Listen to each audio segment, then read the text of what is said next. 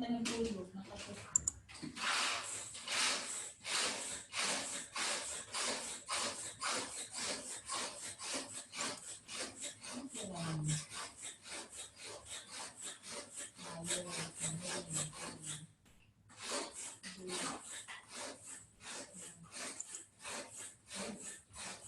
Ito ang bulan ng lang pa ito, March, April.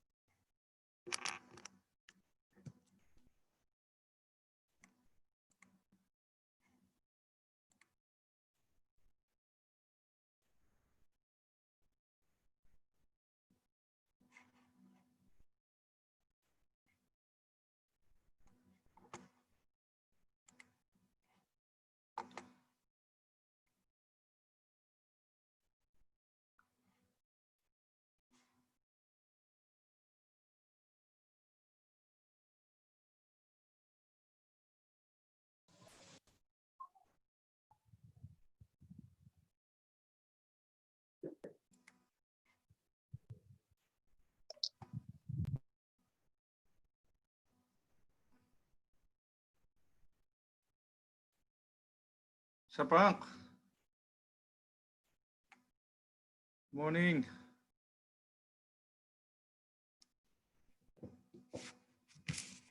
Good morning. Good morning. Morning, Pres Joel.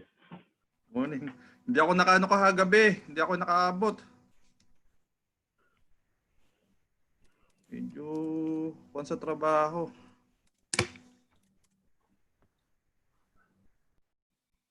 Na-late. Sorry. Meron na tayong 15 participant na kuwan. Sir Ray, good morning Sir Ray. Good morning, Ma'am Bea. Morning, yes. Morning po. Good morning. Si Sir, Sabi ko nga kagabi sa discussion namin nila Sir Larry, 'di ba? Sabi ko it's part of giving back to the community, 'di ba? Kasi even before when I'm in the corporate world, kasi previously nasa HP ako, Hewlett Packard Philippines, I'm working as an IT manager, managing 60 people. So, ang napansin ko talaga is the Filipinos talagang lack of financial literacy. Meaning, once nag-graduate tayo, high school, college life, working, hindi natin alam kung paano natin. Yes, we know how to earn, of course, 'di ba?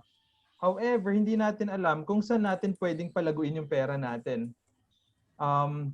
Usually, ang alam na lang natin is we put in a business, small business, we start small, and then over the long period of time, di ba, doon lalago yung pera natin. However, ito yung problem with our community or here in the Philippines. Kasi when it comes to financial literacy, di ba, when it comes to financial literacy, you need to pay a lot of money just for you to be educated or to be knowledgeable when it comes to your finances.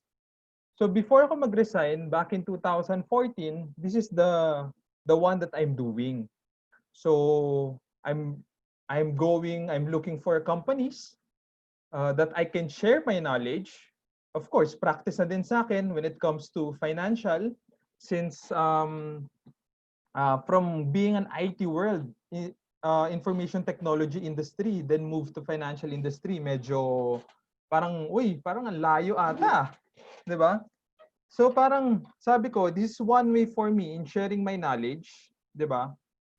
Of course, for you guys don't need to pay anything, but at least be knowledgeable when it comes to your finances, and then of course to your different or at least investment available here in the Philippines. So napagkwentuhan nga rin namin kagabi na yun yung problem, difficulties for OFW Filipinos, 'di ba? So, pag nagretiro, 'di ba? Nakaipon ng 5, 10, 15, 20, 30 million, 50 million, 'di ba? So parang pag sinabing retire, parang retire talaga. Meaning hanggang sa maubos na lang yung pera, 'di ba? Until the age of 80 or 90. However, meron pang yun yung hindi alam ng ibang OFWs na after retirement, meron ka pang pwedeng gawin. 'Di ba? Na pwede mong pwede ka mag-allot ng small amount of money na kahit papaano, you can still sustain your lifestyle, 'di ba? Hindi naman yung tipong pag nag-retire ka na, wala ka nang gagawin, 'di ba? So, and this is the reason na bring up itong topic na to when it comes to introduction to stock market. So, sabi ko nga kagabi kila Sir Larry, no? So, sabi ko, if ever, meron pa tayong, for example, in our next session, since today we will discuss about intro to stock market, which is ang ginawa ko dito, ang title natin for today, is how you can preserve your capital without, or while doing nothing. Diba? Meaning, so kung titignan mo, talagang wala ba akong gagawin just to preserve my capital in one investment? Diba? Now, after this session, kagabi nga sabi ko kay Sir Larry, no, sabi ko, if ever we can schedule another session after this intro to stock market, we can also schedule about investment planning naman. 'Di ba? Na available for OFWs. Kasi baka iniisip lang ng mga OFWs like you guys, 'di ba? Na okay, ang available lang pala sa akin, it's more of I will buy a property, 'di ba? In Manila, in cities, in province, and then magtayo ako ng small business once bumalik ako dito sa Pilipinas. And then my excess money, I will just put in time deposit, 'di ba? Which is wrong. Kasi at the end of the day, 'di ba? Merong purpose kung bakit meron kang time deposit, meron din purpose bakit ka merong invest. Sabi na pag nilagay mo yung pera mo sa time deposit, natitreat na siya as your investment. No. 'Di ba? Which is later, I will further discuss kung ano ba yung difference nila. 'Di ba? Bakit kailangan meron kang, ano ba yung purpose ng time deposit? 'Di ba? Ano ba yung purpose ng investments? 'Di ba? So introduction pa lang, ang dami na natin sinabi. 'Di ba? So introduction pa lang, sobrang juicy na. So of course, our topic for today, again, welcome everyone. Our topic for today is about preserve your capital while doing nothing. Again, I'm Matt Flores, of course, from the Philippines, di ba? And then, so what I'm doing is I'm a licensed portfolio manager. Previously, like I mentioned kanina, I'm doing information technology work. Kami yung mga support levels ng Procter & Gamble, if familiar kayo. Procter & Gamble, Ajinomoto, Coca-Cola. So ako nagmamanage ng finance niyan when it comes to IT. And then aside from that, I'm also managing mga automations ng HP. Finances, mga ganyan. So, yun.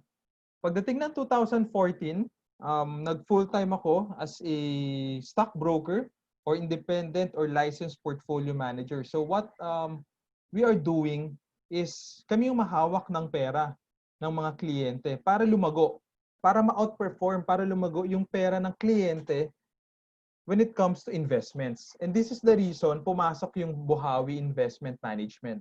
So basically, Buhawi Investment Management is an investment fund affiliated by CUL Financial. So I know everyone is familiar, of course. And then of course, Open Journal. Dito ko nakilala si Bro Frank kasi yung Open Journal is a community of traders. Kami yung mga investor, mga traders na sa stock market. Na what we are doing here sa Open Journal, me and my partner si Javi Medina, is we teach classical technical analysis. So medyo technical, mga technical. Pag sa inyo, mga engineers, yan na yung may mga hindi na ako maintindihan, di ba? When it comes to engineer terms, di ba? Ang alam ko lang, pag sinabing engineer, di ba? Hindi ko rin alam, wala rin ako idea when it comes to engineer. Meron palang mga civil, mga mechanical, di ba? Electrical. So, kami naman yung nasa technical analysis, technical side, 'di ba? And then actually, ang ginagawa namin sa Open Journal, kami yung mentor sa dalawa, and then we teach different people, different Filipino people how they can properly earn for a living sa stock market. So yan, Open Journal and Buhawi Investment Management. So now, let's proceed with our topic for today, which is intro to stock market or about stock market. But of course, let me discuss first some glaring facts about the financial literacy here in the Philippines. So, as you can see here, di ba? Sir Larry, can you see my screen pala? Clear? Yes, bro. Clear. Thank you. Okay, so some glaring facts. It's clear, no? sir. Thank you. So 70% of people live paycheck to paycheck. Meaning, at least 70%, no? Kung narinig niyo na yung tawag natin na rat race cycle. Yung rat race cycle, if you search it in our friend Google, 'di ba? Yung rat race cycle, yan yung tipong we work very hard. However, after getting enough salary, enough income, then we need to pay our bills payment, our credit card, 'di ba? And then after a month again, we work hard and then same again. We pay our bills, 'di ba? Which is the reason 70% of people here in the Philippines live paycheck to paycheck, 'di ba? Next, 1% of households in Manila only owns bonds, mutual funds, or government securities. So kung titignan mo nga, no, sabi ko nga kila Sir Larry, 2 years ago, 'di ba? I conducted a seminar like this one, no, sa isang shipping company. So mga group of mga 30, mga 50, mga kapitan ng barko. 'Di ba? Kung titignan mo, they earn a decent amount of money since ikaw yung kapitan, 'di ba, ng barko. However, when I ask them, 'di ba, how many of you, 'di ba, yung familiar when it comes to investments here in the Philippines, like stock market, mutual funds, bonds, government securities, I would say to you guys na out of 50 or 60, mga 5% lang ata yung may idea. So sabi ko, okay, so saan nakatago yung pera nyo? 'Di ba? Wala. Most of them, majority of them, ay nasa time deposit lang. And later, we will show, sabi ko nga kanina na yung time deposit, yes, it is good. However, at the end of the day, may purpose yung time deposit versus your investments, 'di ba? Next, glaring facts is 2 in 5 households, 'di ba, receive financial assistance from abroad, like you guys. So mga OFW, as you all know, kayo ang bread and butter, 'di ba, ng Philippine economy through OFW remittances, 'di ba? So mas masakit sa inyo if bumababa yung conversion ng US dollar pati Philippine peso, like what is happening now. So merong mga pros and cons yan. So pagdating sa OFW, pag lumalakas yung peso, 'di ba? Pangit naman sa inyo, 'di ba? Kasi bumababa yung presyo ng pera nyo, 'di ba? Unless versus naman to the fact na pagdating sa stock market, 'di ba? The more na bumababa or tumataas yung peso, yung halaga ng peso natin, ng Philippine peso, mas okay sa economy, 'di ba? Kasi lumalakas yung peso natin, meaning lumalakas yung economy natin. So may mga pros and cons na rin at least we need to understand. Hindi lang siya yung tipong pagdating sa OFW remittances, all you just need to understand is kami yung bread and butter, 'di ba? So may mga pros and cons din. So again, going back to the glaring facts about the financial market, no, only 4 out of 10 Filipino households have a bank deposit accounts. And this is true, 'di ba? Yung iba talaga nasa safe deposit lang, nasa bahay lang. So anong ginagawa niyan, 'di ba? So later we will discuss kung ano ba yung inflation. Bakit at the end of the day kailangan mo siyang ilagay sa investment mo. Next, only 4 out of 10 Filipinos actually save money. And this is again really true, 'di ba? Back in HP, wala kaming, at least kami, wala kaming back in high school, back in corporate world, wala kaming any financial literacy seminar about how to properly manage money. So, dun sa HP, ako nagpo-push sa mga management, sa higher management, to really have financial literacy seminar within the company. Kasi at the end of the day, di ba, all Filipino people, all workers will just, di ba, live paycheck to paycheck. Di ba? And lastly, 40% of people, and we know this, 40% of people say that money stress is affecting their productivity at work. So nakaka-relate din ako dito, no? Back in, just to share my experience, di ba? At the age of 22 years old, no? So medyo laki sa layaw when it comes to the lifestyle, di ba? Dumating sa point na yung credit card ko talagang nag-balloon to 150 or 180,000 pesos, which is very bad for a 22 years old, di ba? So sabi ko talaga, and this is one reason, if someone is asking me, ano yung trigger? Ano yung trigger? Bakit ka biglang nag-switch from being an IT professional, you're earning a decent amount of money, di ba? Being an IT manager back in HP, pero ba't nag-switch ka pa? Di ba? To start all over again. Ito yung reason na lagi kong sinasabi na back in mga 22, 23 years old ako, sobrang bad ng financial literacy system ko. Dumating sa point na dumating yung bill sa akin sa pintuan ng kwarto ko, 'di ba? And then pagkita ko, shoot, that's 150, 160. If my memory serves right, to mga 160, 170, mga ganyan ata. Tapos sabi ko, shit, for a 23 years old, paano ko to babayaran, 'di ba? I'm single, 'di ba? And dumating sa point na nag 360 degrees talaga ako na umikot yung sarili ko, na sabi ko na this is the time for me to become financially literate, 'di ba? Yes, I'm earning decent amount of money at that age, 'di ba? Pero hindi pwedeng ganito. Hindi pwedeng ganito kasi once dumating ka sa point na meron ka ng family, 'di ba? Meron ka ng mga responsibilities, may mga non-negotiable expenses ka na, then how you can work properly? And so sabi ko nga, nakaka-relate ako dito sa 40% of people that money stress is affecting their productivity at work. And this is the reason we need to properly manage our money, our finances, 'di ba? Now, why do we need to invest? So many of us is asking, bakit hindi na lang sa time deposit? Bakit kailangan pa mag-investment? Risky naman yan eh. Diba? Sobrang risky niyan. Maraming natatalo dyan. Diba? Maraming nalugi dyan. Yes, I would agree. Totally agree. However, meron akong pambangga dyan. Diba? Pwede kang matalo if you're not knowledgeable enough. Diba? Ito yung pinagkakwentuhan namin ni Sir Larry, nila Frank kagabi, no? When we are preparing this talk. So at the end of the day, I just want to remind everyone na if you put your money in a business, 'di ba, or any investments, here in the Philippines or even there sa abroad, di ba? At the end of the day, kailangan maging knowledgeable ka. Ibig sabihin, meron kang foundation kung saan ba napupunta yung pera mo.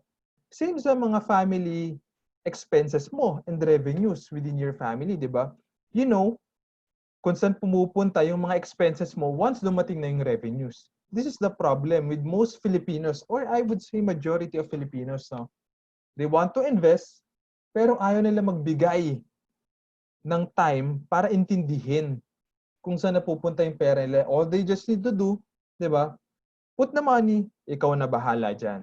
Di ba? Pag natalo, sino sisisihin mo? Di ba? And this is the reason meron tayong mga talk na ganito for you guys to be knowledgeable. Bakit kailangan mag-invest? Di ba? So first, let's discuss ano ba yung investing? Investing is the most effective way to build your personal wealth. Di ba? To build your personal wealth. Meaning, hindi lang siya, it's more of building or compounding your personal wealth. Diba? Hindi lang siya yung tipong stagnant na every year hanggang dito lang, every year hanggang dito lang, every year hanggang dito lang. No. It's compounding, building. Sabi nga dito, build your personal wealth and reach your financial goals. Diba? And this is the reason we need to invest or why we need to invest. First is education. Diba? Every one of us, 'di ba? Majority of us meron ng anak, 'di ba? Dumating sa point na nag-aral kayo, ang hirap pagka yung parents mo hindi ka mapag-aral sa maayos na eskwelahan, 'di ba? So this is still a problem or a difficulty within here in the Philippines. I'm not sure dyan sa abroad, but it's still a problem here sa Philippines, 'di ba? Pero of course, sana may mga steps na ginagawa yung government natin. However, from our end, from ourselves, at the end of the day, meron din kailangan tayong gawin. Hindi lang tipong inaasa natin sa government na bakit pangit yung education. Diba? And this is the reason we need to invest. This is one way. Diba? For us, para makaipon, once meron ka ng anak, once meron ka ng pinapaaral, etong investments mo is makatulong. Diba? Makadagdag. When it comes to education of your children. Of course, retirement. Ito yung gustong-gusto natin. Second muna is the cost of living and housing, 'di ba? Of course, at the end of the day, 'di ba? Kailangan pa rin natin masustain yung lifestyle natin. So, ayaw naman natin tumira sa bahay or sa bahay na every month nagre-rent lang tayo, 'di ba? Kasi walang katapusan yan. Hangga't buhay ka, nagbabahid ka. Diba? And this is the reason why you need to invest. Diba? At the end of the day, you have a goal. Diba? Na pag-uwi mo dito, once you decided na umuwi na, diba? Meron kang sariling bahay. And lastly, retirement. Diba? So, yung iba sa inyo at the age of 50, 55, 60, 65, 70, diba? Plan nyo rin naman syempre mag-retire. 'Di ba? Wala namang gusto sa atin. Wala naman sa atin siguro na gusto magtrabaho until the age of 80. 'Di ba? Until the age of 70.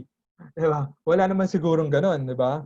If ever, Bro Frank, ikaw na bahala magsabi paano natin matutulungan at the age of 80 kung sino pa gusto magtrabaho, 'di ba? So, at the end of the day, 'di ba? We need to prepare. We need to prepare for our retirement. Diba? Ito yung sinasabi ko kanina na we just need to enjoy yung hard-earned money natin. Diba? Prepare, number one, for the education. Second is the cost of living. And then lastly, and the very important one, diba, is retirement. Believe me, you know what? There is a survey. There's a survey conducted 4 or 5 years ago. Diba? Para masabing happily retired ka na, 'di ba? Happily retired ka na dito sa Philippines. Sa Philippines, ha? And you know the cost of living here is very low compared dyan sa abroad, 'di ba? Sabi nila kailangan meron kang 15 million pesos. 'Di ba? Para masabi mo na happily retired ka na you can enjoy whatever you want to do, 'di ba? You need to have at least 15 million pesos. Now, 'di ba? You start to think ngayon pa lang, while you're still working, habang malakas ka pa, how you can build, di ba? Sabi nga sa investing, how you can build your financial wealth, your personal wealth. to achieve a happily retirement. 'Di ba? Happy retirement, yung tipong hindi yung tipong pag nagretiro ka, dumating nga sa point na meron akong kinausap na crew members ng shipping company, no? Sabi niya, he's happy to receive, 'di ba? Okay na daw siya doon sa SSS ng Philippine government, and she's happy to receive the retirement allowance na ibibigay ng company niya since nandun siya ng 30 years, a total of 3 million pesos. 'Di ba? Sa inyo, 'di ba? 3 million. Tuwing umuwi kayo dito sa Philippines, 'di ba? Gaano ba tayo kalakas gumastos pagdating dito sa Philippines para magbakasyon, 'di ba? Gaano ka laki yung gastos or yung expenses nyo pagdating dito. So for 3 million pesos, isipin nyo na if gaano kabilis nyo lang siya mauubos. 'Di ba? So, and this is the reason investing is very important when it comes to your retirement. Actually, meron akong slides hindi ko lang napakita dito, no? Na meron akong slides on how you can easily compute your retirement. Na ito yung time na gusto mo mag-retire after 10, after 5, after 15 years. Hindi ko lang nasama sa slides, but on our next session, di ba? On our next session, I will show it to you guys yung how you can easily compute your retirement. Para pag dumating ka na sa point na ganon, di ba? For example, at the age of 50, meron ka ng ganong amount. Then, you can now say na, uy, pwede na pala ako magretiro eh. Di ba? You can happily say na pwede ka na magretiro. Next, why do you need to invest? Diba? Of course, if you're familiar, if everyone, kung ito naman yung first time nyo narinig yung word na inflation, diba? Inflation, ito yung madaling sabi na ito yung halaga ng pera mo today, and then after ilang years, hindi na siya kasing halaga ng pera mo before. Meaning, it is the measures the rise in the cost of the goods. Of course, it is the rate of which the purchasing power of money falls by if not invested. So for example, di ba? As far as I remember, at least, yung sarili ko na lang yung gagawin kong example, no? Back in 1990s, di ba, na nagje-jeep kami, ang bayad ko sa jeep is 2 pesos. Dumating nga sa point na 150 lang, 2 pesos, 250 pesos. Di ba? Ngayon, pag nagje-jeep ka, you just need to pay a total of 10 pesos. 8, 9, 10 pesos. So that's inflation. Di ba? Meaning yung halaga ng pera mo today, after ilang years, after 3, 5, 10, 15 years, hindi na siya kasing halaga ng pera mo before. Before nga, back in high school, natatandaan ko, at the amount of 5,000, 2,000 pesos, diba? To 5,000 pesos, yung grocery mo, punong-puno na eh. Diba? Pero nagugulat ako today, yung grocery namin ng wife ko, diba? During this pandemic, yung 3,000, 5,000 pesos, ha? Ba't parang pang toiletries, mga pang CR lang to ah. Diba? So, yun yung inflation. Diba? Meaning, yung halaga ng pera mo, hindi na siya kasing halaga ng pera mo before. Lumiliit yung halaga ng pera mo. And ito yung very important for you guys to note. Diba? Kasi, for example, you have your money in time deposits. Diba? You go to a bank, you put your money in time deposits that will earn you less than 2%. Actually, nagbibigay ng 2% if your money is malaki talaga. Diba? Meaning, you have 5 million, 10 million pesos, they will give you 2 to 2.5%. Diba? On a yearly basis. The question now is, diba? What is the rate of our inflation today? Diba? The question is, if the bank is willing to give you 2 to 2.5% on a yearly basis, but our inflation percent after 1 year, masasabi mo na panalo ka or talo? Diba? Siyempre talo. Kasi yung inflation, yung halaga ng pera mo, yung nilagay mo ng 1 million pesos, let's say 1 million pesos, yung kinita mo lang sa bangko is 2%. Diba? Pero yung inflation natin is 4%. So talo ka pa, neto-neto, diba? Talo ka pa ng 2%. Kasi hindi naman kumita talaga, yung akala mong kumita yung pera mo, hindi naman talaga siya kumita eh. Kasi nga, binangga siya sa inflation rate natin, which is 4%. So this is very important for you guys, no? Since you're working abroad, you need to understand if your money is better than, if your money, yung tinatago mo, di ba, is better than the inflation. Kasi if not, then talo ka pa every year. Di ba? So what if, for example, back in 2000, kailan ba umakyat yung inflation natin? Umakyat ng 6%, if I'm not mistaken, 2018 ata. Umabot ata yan ng 6.4%, di ba? And the time deposits only 1.5%. Di ba? Then sasabihin ng iba sa akin na, meron akong investment na nakalagay sa time deposit, earning 1.8%. Di ba? For a 2 million pesos, for a 1 million pesos, for a 500,000 pesos. However, guys, the inflation that time is 6.4%. Di ba? So at the end of the day, at the end of every year, talo ka pa because of the inflation, what we call inflation. So makikita mo yan sa different news. Again, inflation is very important. The reason behind this, yung halaga ng pera mo today, di ba, at this moment, baka after 3, 5, 10, 15 years, hindi na yan kasing halaga ng pera mo before. So some trivia, no, with our Philippine inflation rate sa history ng Philippines, sa country natin. So, if anyone can guess, kahit si Bro Frank na lang or si Sir Larry, what is the highest inflation rate, di ba, we had in the Philippines? So, some hula lang. Hula lang. Kung 2018, mga 6%, this year is 4%, 3%. So, at least, Bro, kayo, what do you think? Maybe 20%. 20%? Ikaw, Sir Larry.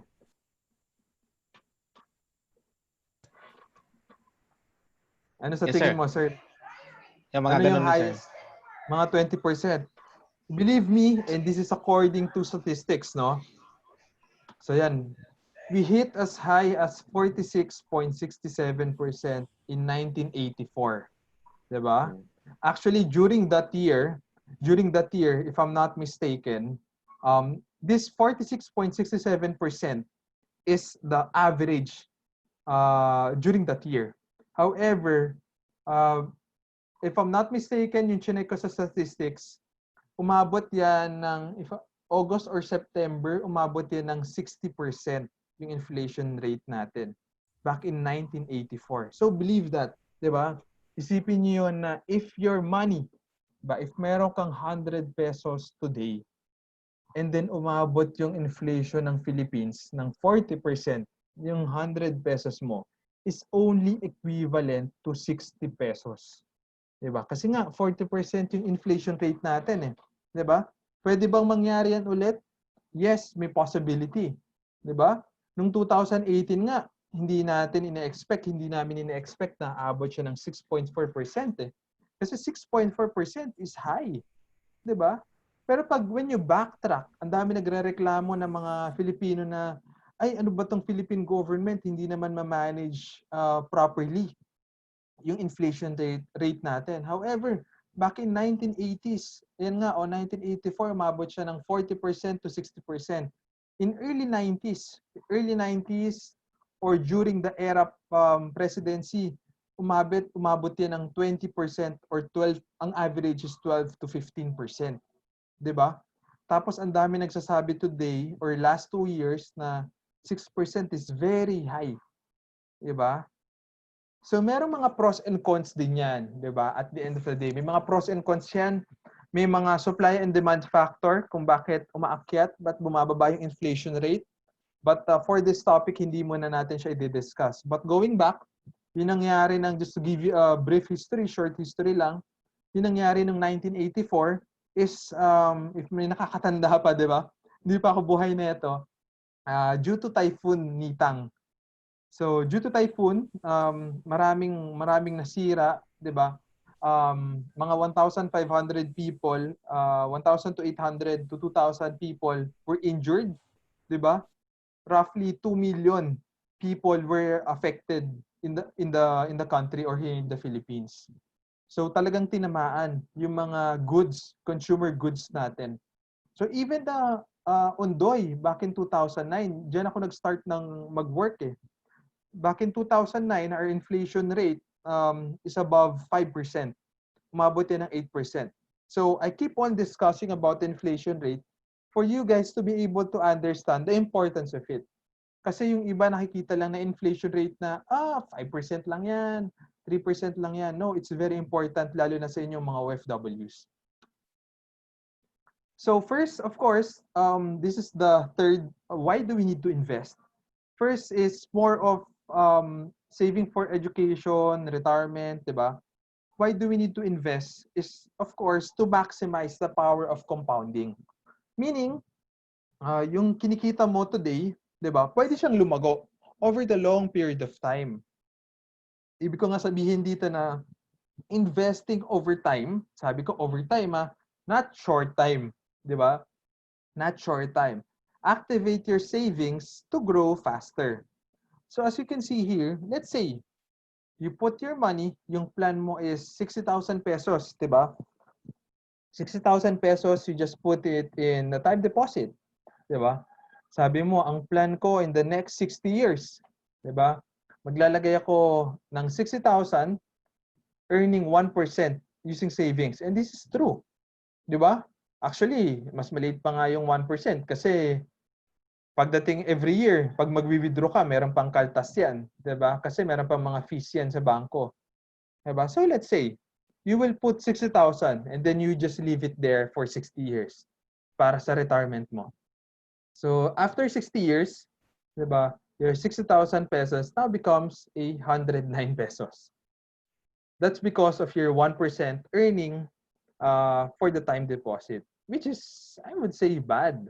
Diba? Kasi 400,000 pesos, parang, sa ngayon, 100,000 pesos, parang, parang less than a month, kaya mo unang ubusin yan eh.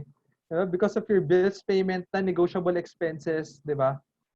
Now, let's say, meron kang investment that will earn you 9.5%, diba? Which is the green one, yung the green color, diba? Let's say, yung 60,000 pesos mo still the same. However, nilagay mo sa investments, hindi siya sa savings or time deposit, diba? That will earn you 9% on a yearly basis. So, after 60 years of investing, na iniiwan mo lang yung 60,000 pesos mo, after 60 years, diba? After 60 years, lumago na siya to more or less 1 million pesos. Which is good, diba? Decent amount of money, but at the end of the day, diba? Parang kulang pa. Kasi that's just 1 million pesos, 'di ba? After 60 years, 'di ba? Now, ito na yung very important one, which is the power of compounding. Hindi lang siya compounding. So, binanggit ko dito, it's more of the power of compounding, which is a very important one when it comes to investing, no? So, let's say you have your 60,000 pesos, we combine it with your 9.5% investments earning every year, 'di ba? Every year. Then, every year then, you will add an additional of 60,000 pesos. Diba? So, every time na may pag-live to, lagi kong tinatanong, who's willing to give 60,000 per year every year na magtatago? Actually, halos walang gusto magtaas eh. Diba? Pero, yes, mahirap siyang gawin. Diba? Lalo na here sa Philippines. Diba? Pero this is one way for you to maximize para mas makaipon ka. Diba? This is one way for you to maximize the investment. Diba? Available for you guys here in the Philippines. Diba? You just put on your first year, put 60,000 pesos. On the second year, put another 60,000 pesos. On the third year, 60,000 pesos. Third, fourth, so on and so forth. Diba? 60,000 pesos every year. That will earn you 9.5%. So dito na pumapasok yung power of compounding. So let's say, you did the investment that will earn you 9% every year. Naging matyaga ka, naging disiplinado ka, you're just patiently waiting, di ba? After 60 years of investing, maximizing the power of compounding, your 60,000 or more or less yung ini-invest mo can now become 160 million pesos. Not bad. Di ba? You can now easily retire na, okay, bala na kayo dyan. Diba? Basta ako nandito, nag-enjoy ako. Diba? May sarili akong pera, nag-enjoy ako sa mga apo ko. Nandito ako sa probinsya. Diba? You have a total of 160 million pesos. This is lang. Diba? At first. Diba? Pero this is the importance. So why am I saying this? This is the importance of you adding every year, being disciplined. Disiplinado every single year para makiipon. Plus the 9% investment that you can earn. And it is possible in the Philippines, di ba? Na through different investment portfolio available for you guys sa mga OFWs. So it's very good. It's very good na after ilang years, meron kang enough ipon na sarili mong pera, 'di ba? Na pinagtiisan mo every year ipon ka lang ng ipon, 'di ba? So, let me just share you a story, no? Back in 2012 ata 2013, after 3 or 4 years of working, 'di ba? So, syempre, wala akong idea about financial literacy, 'di ba? Nag-try lang ako sa stock market, 'di ba? Nag-try lang ako sa stock market. Sabi ng mga upper management, may nagko-conduct ng seminar sa HP, 'di ba? Sabi niya, "Oh, let's try for the amount of 25 back during that time, 25,000 pesos yung opening account eh. Actually, 25 ba? Oh, 25,000 pesos, 'di ba? Sabi ko, ay parang ang bigat ata ng 25,000 pesos, parang hirap magbigay. 'Di ba? Na gagawin mo siya every year na 50,000, 100,000 per year, parang at 22 years old, parang hirap, no? Kasi that time, 23 years old, that time, ang iniisip mo lang, I just need to buy whatever I want, di ba? Kung ano gusto kong bilhin, bibiling ko lang. I'm earning this amount of money. So, during that time, sabi sa akin ng upper management, tara, invest tayo, stock market, pwede naman eh. And then, sabi nila, lalago naman eh, di ba? So, true enough, di ba? Di ako naniniwala before. Diba? I started at 2012. I put my 25,000. And then dumating sa point na every month na talaga naglalagay ako. 'Di ba? 25,000 pesos, and then sabi ko pa, tanda ko noon, that was June. Pagdating ng July, naglagay ako 5,000. Pagdating ng August, that was my birthday month, naglagay ako ng 20,000. And then dumating na, pagdating ng November, dumating yung 13-month pay, nilagay ko lahat. Hindi na ako nag-isip, nilagay ko lahat. Pagdating ng December, diba, sabi ko, wow, yung 25,000 na in-start ko, wala pa ako masyadong ginagawa. Diba, sa market, tinatago ko lang dun sa stock market. Sabi ko, 25,000 na sinimulan ko ng June, naging 60,000 yung ipon ko. Sabi ko, shit, pwede pala siya, no? Pwede pala siyang maging parang your investments. Aside from your savings na nakatago sa bangko, you also have your investment. So sabi ko, pwede pala siya. And that's the story. Na fast forward today, nasa financial industry ako, 'di ba? Working as a portfolio manager. Pero that's the first story kung bakit ako napasok sa stock market. Kasi dumating sa point na sabi ko, it's time for me to make an ipon, 'di ba? To save for my future. And this is one way for me para makaipon. And at the end of the day, 'di ba? It's also not part of this slide. Merong mga foundation na ginagawa, may mga kino-consider muna before you can really invest your money in the stock market or different investment portfolio in the Philippines, 'di ba? But let's proceed again, 'di ba? So this is the reason stock market can provide you superior track records, very good track record. So history has proven that investing in quality stocks, again, no, hinighlight ko dito na investing in quality stocks. And this is the reason maraming nalulugi, not just OFW Filipinos, but also here in the Philippines, di ba, dito sa bansa natin na they tried trading, they tried investing dito sa stock market. Of every bucket, 85% of people still loses money in the stock market because they want to earn, but they don't want to invest in quality stocks that can provide greater returns. So marami dyan na kung meron na kayong mga stock market accounts, di ba? So makikita nyo na may mga naglalaro na kumita ng ganitong amount of money, 'di ba? The question is, and which is the same for your daily job, is it sustainable? 'Di ba? Investing in the stock market is also a business. Is also a business, no? Hindi siya yung tipong once I invest my money, pabayaan ko na yung broker ko, pabayaan ko na yung bangko, palaguin. And then after 5 years, after 10 years, sasabihin mo, oh, ba't walang kumita? Eh, iniwan ko lang sa'yo yan. Diba? At the end of the day, and you just need to keep that in mind. Diba?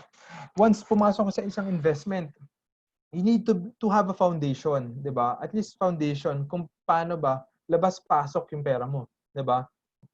Same with your finances. You need to be knowledgeable kung ano ba yung mga revenues and ano yung mga revenues na pumapasok and mga expenses na pumapasok. And this is the reason, stock market again, history has proven that investing in quality stocks can provide greater returns. Diba? So yan, an important key, sabi nga ni Peter Lynch, which is a wealth manager abroad, diba? An important key to investing is to remember that stocks are not lottery tickets. Diba? Hindi yan yung tipong patay bahala na si Batman. Diba? Hindi yan yung tipong tumaya ka sa loto every day, every week, every month, every year. Maasa ka lang na kailan kaya tatamaan yung mga number na tinayaan ko. Diba? Stock market is also not gambling. Not a casino.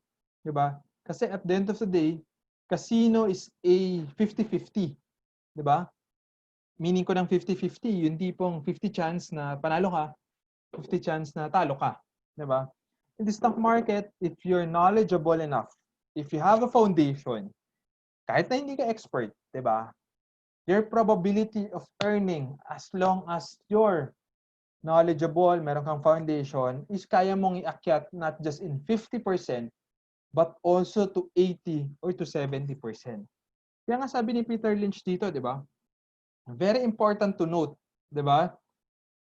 That investing, very important to remember that stocks are not lottery tickets, di ba?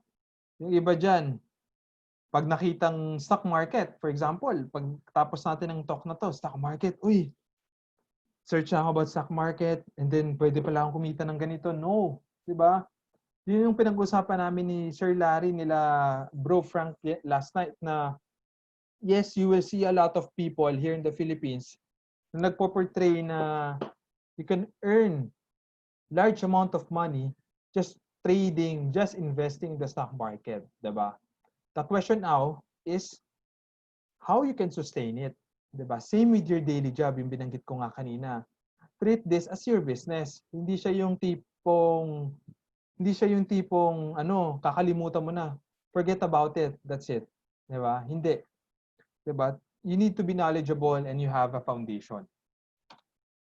So, again, stock market is the place where you can invest publicly owned or listed company here in the Philippines. Kung nakikita nyo na, the Philippine Stock Exchange Incorporated, the Philippine Stock Exchange Index, diba? Nakikita nyo yan. Yan yung stock market natin. Yung PSE, yan yung stock market natin dito sa Philippines. Diba? So, you invest into a company to be able to participate in its ability to grow and earn profits. Diba? Sabi ko, yung stock market is yan yung place where you can invest publicly. Like, ano-ano ba yung mga company nandyan? So, later, papakita natin. Diba? So, you can make money through price appreciation, that's first, that's one. Second, through earning dividends. Diba? Price appreciation, it's more of, for example, pagka binenta ko sa Sir Larry ng ballpen or ng laptop amounting to 5,000 pesos. Diba? And then binenta niya kay Bro Frank, diba? Amounting to 8,000 pesos. That's price appreciation. Kumita na si Sir Larry ng 2,000 or 3,000 pesos, 'di ba? Earning dividends, 'di ba? Later I will show, 'di ba? Now, sa Philippine Stock Exchange Index or the PSEI, okay? So lagi niyo na makikita 'yan, guys. PSE, Okay, so be very familiar with it. Diba? Philippine Stock Exchange Index, merong ilan to? Total of 7. 7 sector na meron tayo sa Philippine Stock Exchange Index. Meron tayo diyang all shares, di ba? Meron tayo diyang financials, very straightforward. Pag sinabi mong financials, andyan yung mga financial company, di ba? Mga BDO, BPI, Metrobank, Security Bank, and then next is industrial. I think mostly of you guys andyan sa industrial, being an engineer, di ba? Mostly andyan kayo sa industrial sector. Andyan yung M-Wide, di ba? Mega-Wide, EEI, which is sila yung gumagawa ng mga bridge, di ba? Mga skyway here in the Philippines pag umuwi kayo. Of course, holding firms, di ba? Nandyan yung Ayala Corporation, which is, again, every one of us is very familiar sa Ayala, di ba? Services sector, pagdating sa services sector, nandyan yung Cebu Pacific, di ba? Our favorite airlines, murang-mura, di ba? Murang-mura, pero magle-layoff sila ng employees, di ba? Because of pandemic. Services is also nandyan yung Globe, nandyan yung PLDT or telephone, di ba? Of course, we also have a different sector which is mining and oil. Siyempre, hindi mo mawala yan. Nandyan yung Semerara companies, di ba? Semerara produces, at least within the country, produces 70% of our coal mine here in the country. And of course, property sector, very straightforward. Property, yan yung may mga real estate company like Mega World, di ba? Most of you bumili na sa Mega World, di ba? Another one is SMDC, di ba? Meron pa dyan, SM Prime. SM Prime Holdings, you also have sa property, Philinvest, if nasan south kayo, 'di ba? DMCI, 'di ba? Nandiyan yung mga property sector. So again, Philippine Stock Exchange Index is a group, it's just an umbrella. And then meron mga different sector. Baka kasi given that this is the first time na na-discuss sa inyo yung Philippine Stock Exchange Index, stock market, baka maguluhan kayo na, saan ba nakalagay yung yung Ayala Corporation? Bakit may mga property? Ba't kailangan pang? No. We need to segregate it for us to be able to understand, 'di ba? Kung ano ba yung mga sector, mas segregated siya, mas categorized siya. So again, for the PSE, for the stock market in the Philippines, we have a total of 7 sector. Okay? Now next, ano ba yung nasa all shares, 'di ba? Pansin niyo, hindi ko siya nilagyan ng all shares, 'di ba? Yung mga all shares, yung mga companies dyan, ito yung mga companies na very familiar sa atin. Taas ang kamay na hindi familiar dito sa mga company na to. Di ba? So, ano ba yung mga nandito sa all share? Or ito yung barometer ng Philippine corporate performance. Meaning, if you're a foreigner, di ba? Guys, hindi kayo foreigner, OFW lang. Di ba? Foreigner, ito yung mga hindi foreign passport, mga ganyan, na gustong mag-invest dito sa Philippine market, di ba? So, basically, if you're a foreigner, dito lang sila pwedeng bumili. Ito lang yung mga company na pwede nilang bilhin. Ibig ko sabihin, if you're starting here in the stock market, ito lang yung suggested na company na pwede niyong bilhin. Okay, ba't sinabi kong pwede? Di ba? Para mas focused na legit talaga na companies na kilala nyo. Di ba? For example, andyan yung Ayala Land. Di ba? Alam ko sa inyo, very familiar kayo dyan. Andyan yung BDO. Andyan yung First Gen. Di ba? First Gen Corporation. Andyan yung Globe Telecom. Andyan yung GT Capital. If everyone is familiar, GT Capital is the holding companies of McDonald's and also Toyota. Di ba? You also have here Jollibee. Di ba? So kung titignan mo, Jollibee is one of the bread and butter dito sa Philippine market. Kasi kung titingnan mo, mabubuhay ba ang mga Pinoy, 'di ba? Nang walang Chicken Joy, 'di ba? So pagdating sa pag-uwi niyo dito sa Philippines, 'di ba? Ano kagad iniisip niyo, 'di ba? If favorite niyo yung Chicken Joy, yun kagad iniisip niyo, 'di ba? You also have here JG Summit Holdings, 'di ba? LTG Group Incorporated, andyan yung mga tobacco, 'di ba? Nandiyan sa company na 'yan. You also have here Mega World, Metro Pacific Investments. Metro Pacific, sila yung mga may-ari ng hospitals. 'Di ba? Nakilala niyong hospitals, Cardinal Hospitals, sila yung may-ari ng North, NLEX, 'di ba? If uuwi kayo from NAIA, babiyahe kayo going to NLEX. So sila yung may-ari. You also have Security Bank, SM Investments, PLDT, Universal Rubina, yung C2, 'di ba? Mga chichirya. So at least these 30 companies, 'di ba? You're very much familiar. Na yung tipong alam mo na over the long period of time is hindi malulugi. 'Di ba? Over the long period of time, hindi siya malulugi. Yes, there will be a time na malulugi siya like what happened today or last 3 months, 'di ba? During this pandemic. Yes, tinamaan sila. 'Di ba? Kasi nga majority of them are consumers. 'Di ba? Consumer driven. 'Di ba? So syempre pag walang consumer, paano yung net income mo? Paano yung revenue mo? 'Di ba? However, over the long period of time, 'di ba? When it comes to investing over the long period of time, sila yung mga company na you're mentally prepared na hindi malulugi kahit tumagal pa, kahit tumagal ka pa sa investments ng 5, 10, 15 years down the road. Okay? So next, price appreciation, 'di ba? Ito yung kanina pinag-uusapan natin. For example, let's say, 'di ba? So this is 2 ways, no, for you guys to earn in the stock market. For example, you open an account, 'di ba? Sa isang brokerage, sa isang bangko, and then naisipan mong bumili ng Mega World, which is very familiar for you guys, no? So, let's say bumili ka January 22, 2016 pa. So, let's say 2016 today, 'di ba? So, price ng Mega World is 3 pesos 10 cents per share. And then binenta mo after 5 days of trading, of working, binenta mo at 340 pesos. In 4 days, you have a gain of 9%. Diba? And that's price appreciation. Next naman is true dividends. True dividends meaning, ito yung, on a simple way, on a simple term, if loyal ka sa company, you invest your money in a company na alam mong hindi malulugi over the long period of time, and this is the time you can get your share through dividends. Meaning, for example, Shell, nagbibigay sila ng dividends nila, dividendo nila every month of April. 'Di ba? Meaning, pag kayong pera mo sa Shell, naka-invest pa rin, pagdating ng April or pagkatapos ng April, andyan pa rin, they will give you 9% dividends.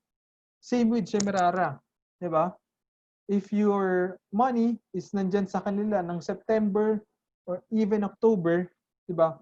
They will give you 11%. For example, you have 500,000, you have 1 million pesos, they will give you 11% dividends, 'di ba? So, that's very straightforward. Number 1, through price appreciation, and second, through dividends. So, before we proceed to the next slide, about the time deposits and versus stocks.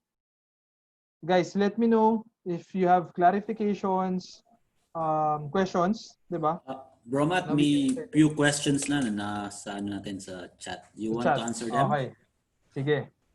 First question kay Engineer Francis Uy. So, Sir Matt, as an investor or trader, what broker or platform do you use? And for beginner like us who wants to start on this, can you share your platform and we ride on it like eToro, etc.? Studying the stock market is not an easy task. Kay Francis Uy, no? Okay, so isa-isahin natin. So yan. Okay, so what broker platform do you use, no? So, of course, what I'm using is COL Financial since dito kami affiliated. So COL Financial is a largest brokerage platform, stock brokerage platform available for you guys. COL Financial, pag nag-open ka ng account through online, that is also applicable lalo sa mga OFWs, di ba? And also, not just COL Financial na available sa inyo, also available is mga bangko, different banks is also available. If you want to open a stocks account, di ba? BPI, BDO, Security Bank, wala ata. BPI, BDO, meron yan, for sure. That's it. Meron mga east-west pero hindi sila mismo ang ino-offer nila mga mutual fund company. So I suggest you just go to BDO, BPICOL Financial. Diba? For a beginner like us who wants to start on this, can you share platform? We ride on it. So actually yung eToro is a platform, no? It's a brokerage platform to invest and to trade in global markets. Meaning, the stocks available sa eToro, yung mga stocks na binanggit ko kanina sa Philippines is not available sa eToro. eToro is a platform that you can invest and trade globally. Meaning, pwede ka mag-invest ng mga commodities like oil, like gold. Also, you can invest forex or currencies, diba? Like if you want to trade Singapore dollar, US dollar, you can trade it there or you can invest it there, diba? And if you want to trade Hong Kong, you want to trade US market. So basically, eToro is not a platform for you to invest and trade here locally. It's a platform for you guys to invest and trade globally. So studying the stock market is not easy task. Yes, it will take years, di ba? Kaya nga sabi ko na, however, yes, pwede ka namang kumita without enough knowledge, di ba? Kasi kami, what we are doing is kailangan namin maging focus, maging expert, di ba? Since this is we trade for a living, di ba? We manage fund for a living. However, sa inyo, like OFWs, huwag pilitin if hindi kaya. Diba? Kasi this is one reason why 85% of people loses money in the stock market kasi they keep on trying and trying and trying. Pero nga, hindi ito yung para sa kanila. Diba? Kasi the reason behind this, you have your daily job. For example, dyan sa UAE. Diba? You want to trade. You want to invest sa stock market. Diba? Gusto mo kumita na mabilis eh. Gusto mong kumita na mabilis. However, yung time difference natin medyo mahirap mag-adjust. Lalo na pagpagod ka sa trabaho. Diba? So doon pa lang magkaka-problem ka na. Diba? So later, di-discuss natin ano ba yung mga pwede nyong gawin. Diba? Yung mga pwede nyong gawin para kahit paano, properly manage pa rin yung investments nyo. Okay? May next question ba dito? Bro, coming from Sami. Are all shares considered blue chips? Siguro yung sa index. Okay. Correct. Yung pag sinabing blue chips, ito yung mga pinakita ko kanina na mga barometer. So ito yun. Oh, wait lang. Ito yan. Yan. So guys, can you still see my screen? Yes, bro. Yan. So, yan yung mga blue chips na tawag natin.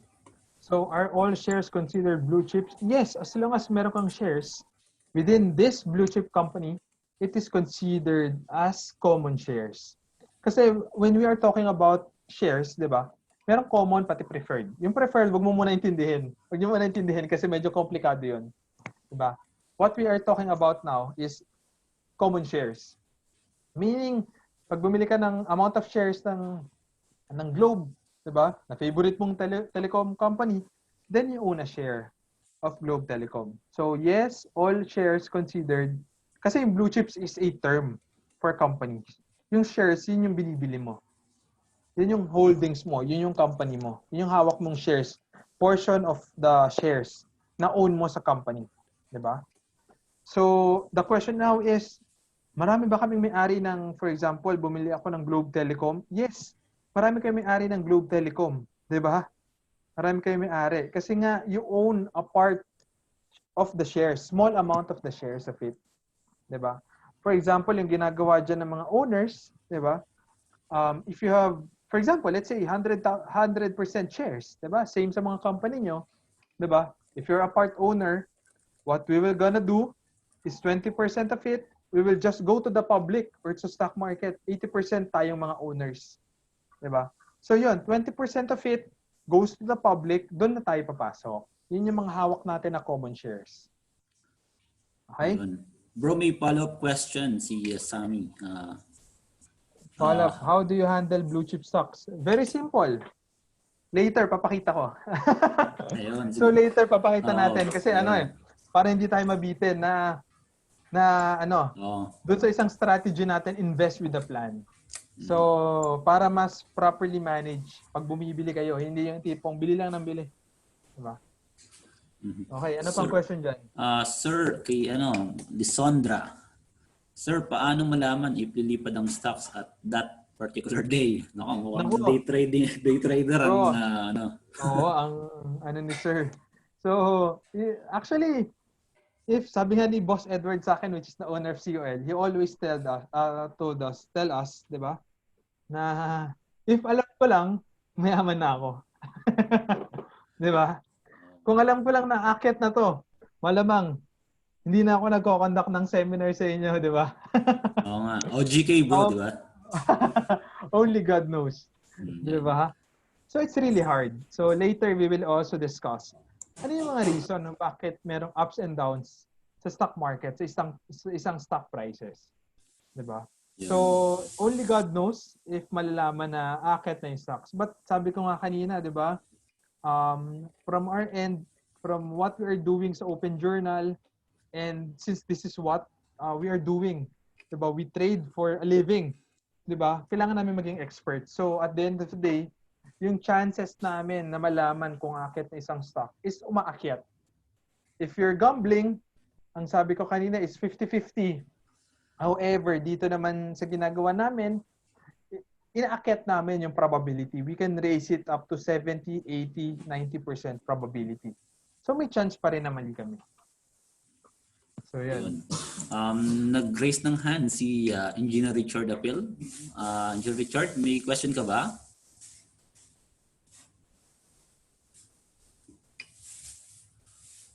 Engineer Richard? Kung baka nawala, siguro later na lang bro. So bro, what do you think? Gusto mo ba mag-break or Break? gusto mo continue? 3 minutes break, okay lang. 3 minutes. Bathroom break, Or, water break, water 3 break. minutes break. Okay. Engineer Larry, break Yes, na sir. daw. Yes, sir. 3 minutes. So everybody is requested to come back after 3 minutes. Okay. Yun. Break muna tayo 3 minutes. So, Okay. Okay, sige, mag-break muna tayo. Break. yun.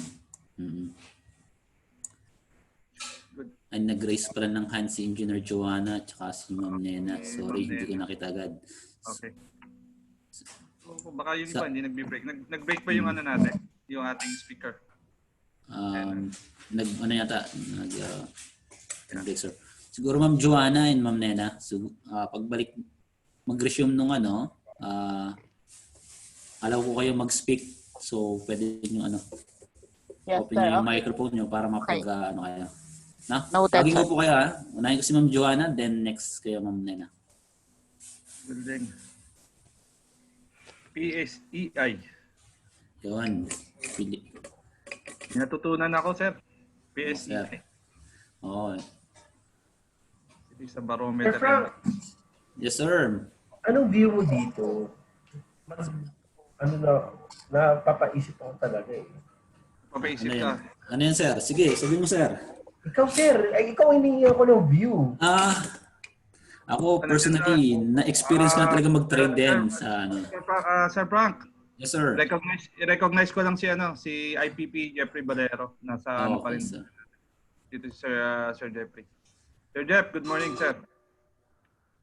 Yung ating IPP. Good morning. Sir Jeffrey. Good morning. Good morning, Jeff. Good morning, Sir Jeff. Good morning. Good morning, Sir Jeff. Sir Francis, pa-acknowledge. Sir Francis. Sir Francis. Yeah, Sir Frank. Sir, dito sa mga participants natin dito, let's say we are, I don't know how many we are. We are Malaman 68, ba natin, sir. okay, sa 68, malaman ba natin, Sir Frank, kung sino yung talagang sumusubok na mag-day trade, swing trader, or may mga stocks para at least, alam mo yun, at the end of the day, malaman natin kung sino yung nasa entry level, medyo immediate level, advanced level, para makapag-usap-usap. Kasi may mga tanong ako, personally, may mga tanong ako, hindi ko alam kung, alam mo yun, maiintindihan din ng iba.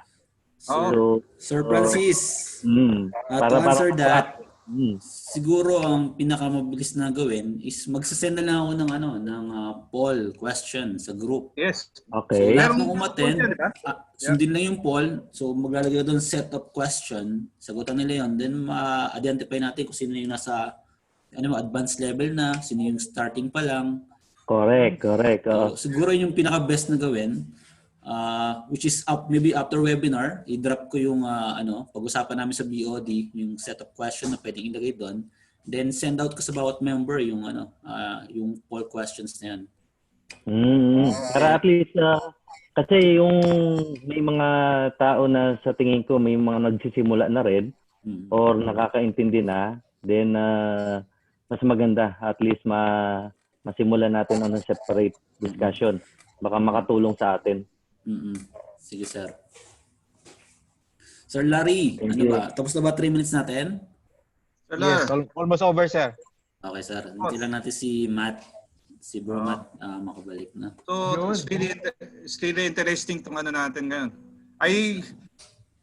Maganda nga doon siya. Maganda yung suggestion ni IPP, ni PP Francis, so that we're able to know yung mga level na nga ng knowledge natin dito sa sa stocks. Kung kailan tayo mag-invest. First time to understand yung yung appreciation tsaka yung dividend. Sir Joel, nakabalik na yata si si Sir Matt. Bro Matt. Sir Larry, okay na ba? 3 minutes? We good, Sir Larry? Yes, sir. Yes, sir. We can start now. So we can start again, Sir Larry, doon sa mga magko-question. Sir, may question. Go back to you, Sir Frank. Bro Matt, may nag-raise ng hand. Gusto mo bang i-entertain yung question nila? Okay lang ba? Go. Okay lang. Unahin natin si Engineer Joanna. Ma'am Joanna. Hello. Hello po. Sige ma'am, question. Actually, hindi na kasi, I had this when back in 2012 sa Pilipinas when I was there for a short nung nagtrabaho ako ng mga around 6 months. Actually, nakapag-invest ako ng ganito. Kaya lang, dahil hindi ako aral when it comes to stock market, nalugi. So, nag-invest ako ng around 10,000 pesos. Tapos nung bumulusok, na-withdraw ko na lang siya ng 7,100 plus. So nalugi ako actually ng mga... Kaya simula nun, parang na-trauma ako when it comes to it. Kasi una-una, nag-invest ako na hindi ko naintindihan. Tapos, so sa ngayon, ang question ko lang, like ikaw, Sir Matt, ikaw kasi is you make this as your living, as yung trabaho mo. So, ang mangyayari ba if ever gustong mag-invest again in stock market, pag ikaw yung mag-manage doon, kasi sa totoo lang talaga, it's a tedious work. Parang hindi kasi talaga madalian ang stock market. It's not about retailing. Compared to retailing, it's very easy, but stock market is very hard. Nakita ko yan as talaga. Ganun ba yung ginagawa mo? Like for example, personally kasi di ba may mga companies ka na hinahawakan, but what if pag yung mga personal na mag-invest that you have to manage those investment? Meron ka bang ganun na mga services na in-offer? Yep, meron. So that's what I do professionally. But of course, going back dun sa sa concern, my apology syempre na kahit paano hindi ka equipped nung pumasok ka sa stock market at first. Yun yung binabanggit ko kanina na that's the difficult part, di ba? Kasi every one of us, everyone here in the Philippines, not just here in the Philippines but also abroad, na pinaportray na yung stock market is just easy as that. However, at the end of the day, it will just boil down to your strategy. Kung ano ba talaga yung goals mo. Kasi for example, ako, nag-switch ako full-time since this is my passion at the end of the day. Diba? I want to trade for a living. Diba? Nag-resign ako back in 2014. However, I have many friends na talagang ang ginagawa nila is, okay, bagitin ko na, i-spoil ko na, ang ginagawa talaga nila is peso cost averaging. Meaning, ang ginagawa ko kasi, it's more of a short-term trading. Ang tawag namin is short-term trading because I earn for a living. Yun yung ginagawa ko full-time. However, if your focus is, or the goal, sabi ko nga kanina, di ba? Yung investing, it's a way for you to multiply your wealth, personal wealth, di ba? And it will depend on your goals, di ba? Kasi if your goal is short-term, di ba? If your goal is short-term, then you need to be knowledgeable, fully equipped with different kind of strategies when it comes to stock market. However, going back no dun sa goals, however, if your goal is long-term, meaning hindi mo talaga siya masyadong iintindihin since you have a day job na ginagawa, which is yun nga yung binabanggit ko kanina, then we need to change your strategy. Kasi baka during that time, baka nalugi, gusto mo kagad kumita. Diba? Kasi nga, ang pinoportray sa atin ng mga mentors is madaling kumita sa stock market. Diba? Madaling kumita if you're fully knowledgeable. Kasi nga, gusto mong kumita on a short period of time. However, if your time horizon is malayo, diba, then you need to change your strategy. Pwede mong gawin is peso cost averaging. Kasi you're looking at long-term perspective. So later, doon tayo pupunta din kung ano yung pwede nyong gawin. How much, ilang percent yung pwede mong i-allot na money, diba? For you to attain or to achieve your goal. Kasi talagang ano yan eh, tedious yan na pag ginawa mo siya in the short term. Yung tipong pag nag-resign ka, nagretiro ka, then, ay, gusto ko na kagad mag-stock market. No. Sabi ko nga kila Sir Larry, kila Bro Frank last night, no? We treat still this as a business, di ba? But it will still depend on your goal. Kasi nga, yung iba talagang short term lang na gusto nilang kumita, pero you're not fully equipped, then boom, talo ka.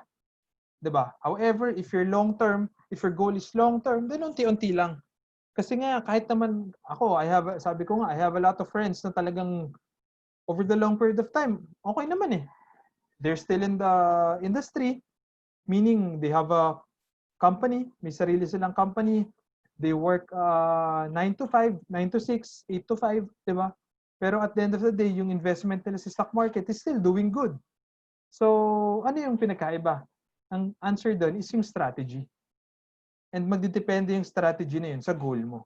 Diba? Yun. Ma'am Joanna, okay po ba? Siguro. Okay, thank you po. Thank you. Bro, may question pa. Ano sa tingin mo? Gusto mo ba sagutin mo na yung mga question? Si Ma'am Nena, nag-raise ng hand. Nena? Sir, good morning. Good morning. Sir Matt. Sir, ang question ko po, in case mag-join ako, ang ida-download ko yung application sa COL Financial, yun po ba? Apo. So, and then kailangan may accounts ako, either BD o BPI to transfer the money. Apo.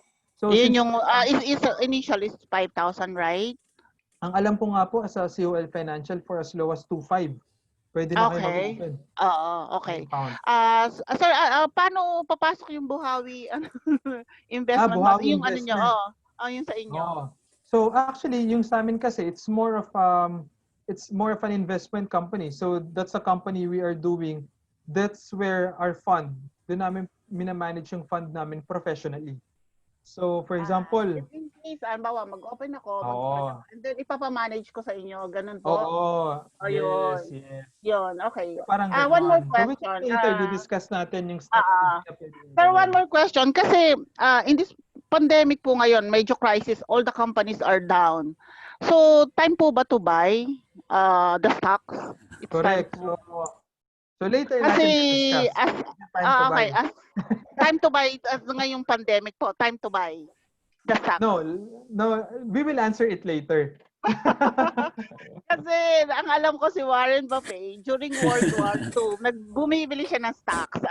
Ibig sabihin, down na down lahat, pero doon siya bumibili. Correct. So yun, going back doon sa tanong ni Ma'am kanina. So, going back to sa tanong ni Ma'am kanina, kasi for example, kung titignan mo, si Warren Buffett, iba yung strategy niya. Kasi yung time horizon ni Warren Buffett, which is the third richest man, wealthiest man in the world, ang time horizon niya, di ba? How many years? Yung time horizon niya, 15 years. Di ba? The question now, if you're going to do the Warren Buffett style, are you willing to wait 15 to 20 years? Diba? Okay. So, yun nga, going back doon, in Mm. investing, same with your financial position, with financial finance management within your family, 'di ba? Napag-uusapan yung ano ba yung goal natin, ano ba yung kailangan natin ma-achieve. Same with your investments, 'di ba? Ano yung kailangan mo ma-achieve? Ilang years yung time horizon mo para makuha yung ganitong amount. So at the end of the day, so magdedepende siya dun sa goal mo, number one. And second, magdedepende siya doon sa time horizon mo. And then third, yung question nyo na ma'am na kung is it time to buy, so later natin sasagutin. Okay, thank you so much, sir. Thank you. Thank you, Ma'am Nena. Okay. Sige. Proceed na Uh, tayo. Proceed na siguro, no? Yung ibang question siguro, keep Later mo natin ulit. ngayon, then sagutin mo later, na? Sir Larry. Okay. Yes, sir. So magkakaroon tayo ng question and answer portion later. Correct. Okay. Okay. Next. Saan na ba ako?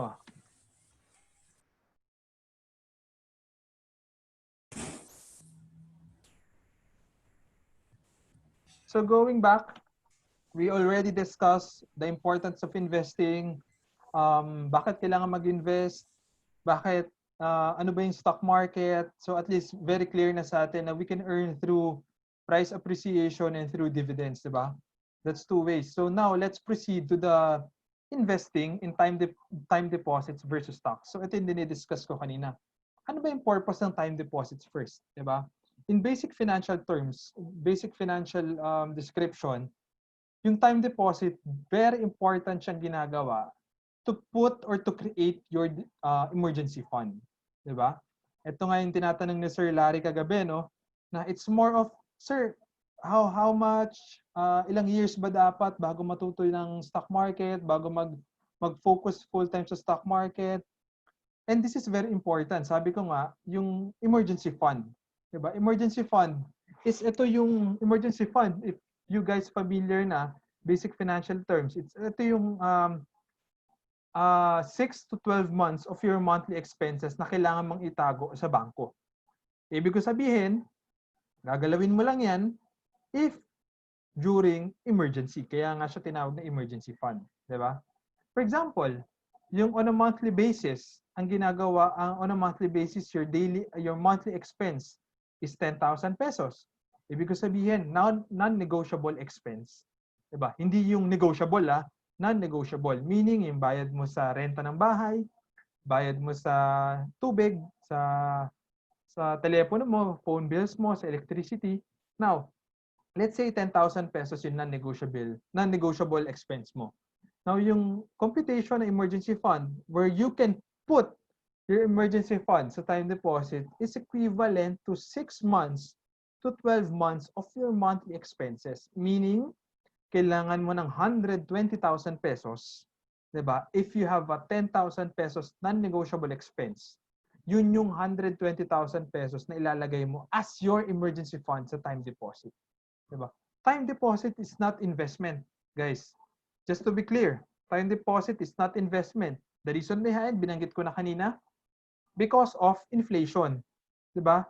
If your time deposit will just earn you or will just give you 1%, 2%, versus the inflation meron tayo sa Philippines or even dyan sa UAE, will give you 4%. Then every year, talo ka pa ng 2% or 3%. Now let's proceed, no? Let's say time deposits versus stocks. Let's say for 2002, you invest or you put your 1 million pesos sa time deposits, that will give you 6.3% to 1.1%, which is again, good amount, good interest rates during that time. Investment value fast forward, diba? After ilang years, 2017, your 1 million pesos now becomes 1.4 million pesos. May kumita ka ng 400,000 pesos. Now let's say, nilagay mo naman sa stocks, diba? Let's say nilagay mo sa stocks. For example, time deposits, you have a 1 million pesos, bumili ka ng BDO share. Diba? Eto na. Dito na tayo nagiging mas we dig deeper kung ano ba yung value ng stock market, ng stock investing. Diba? Let's say back in 2002, yung BDO is just priced in at 16 pesos. Diba? And then fast forward to 2017 or kahit ngayon, the price of BDO share is equivalent to 120 pesos. Diba?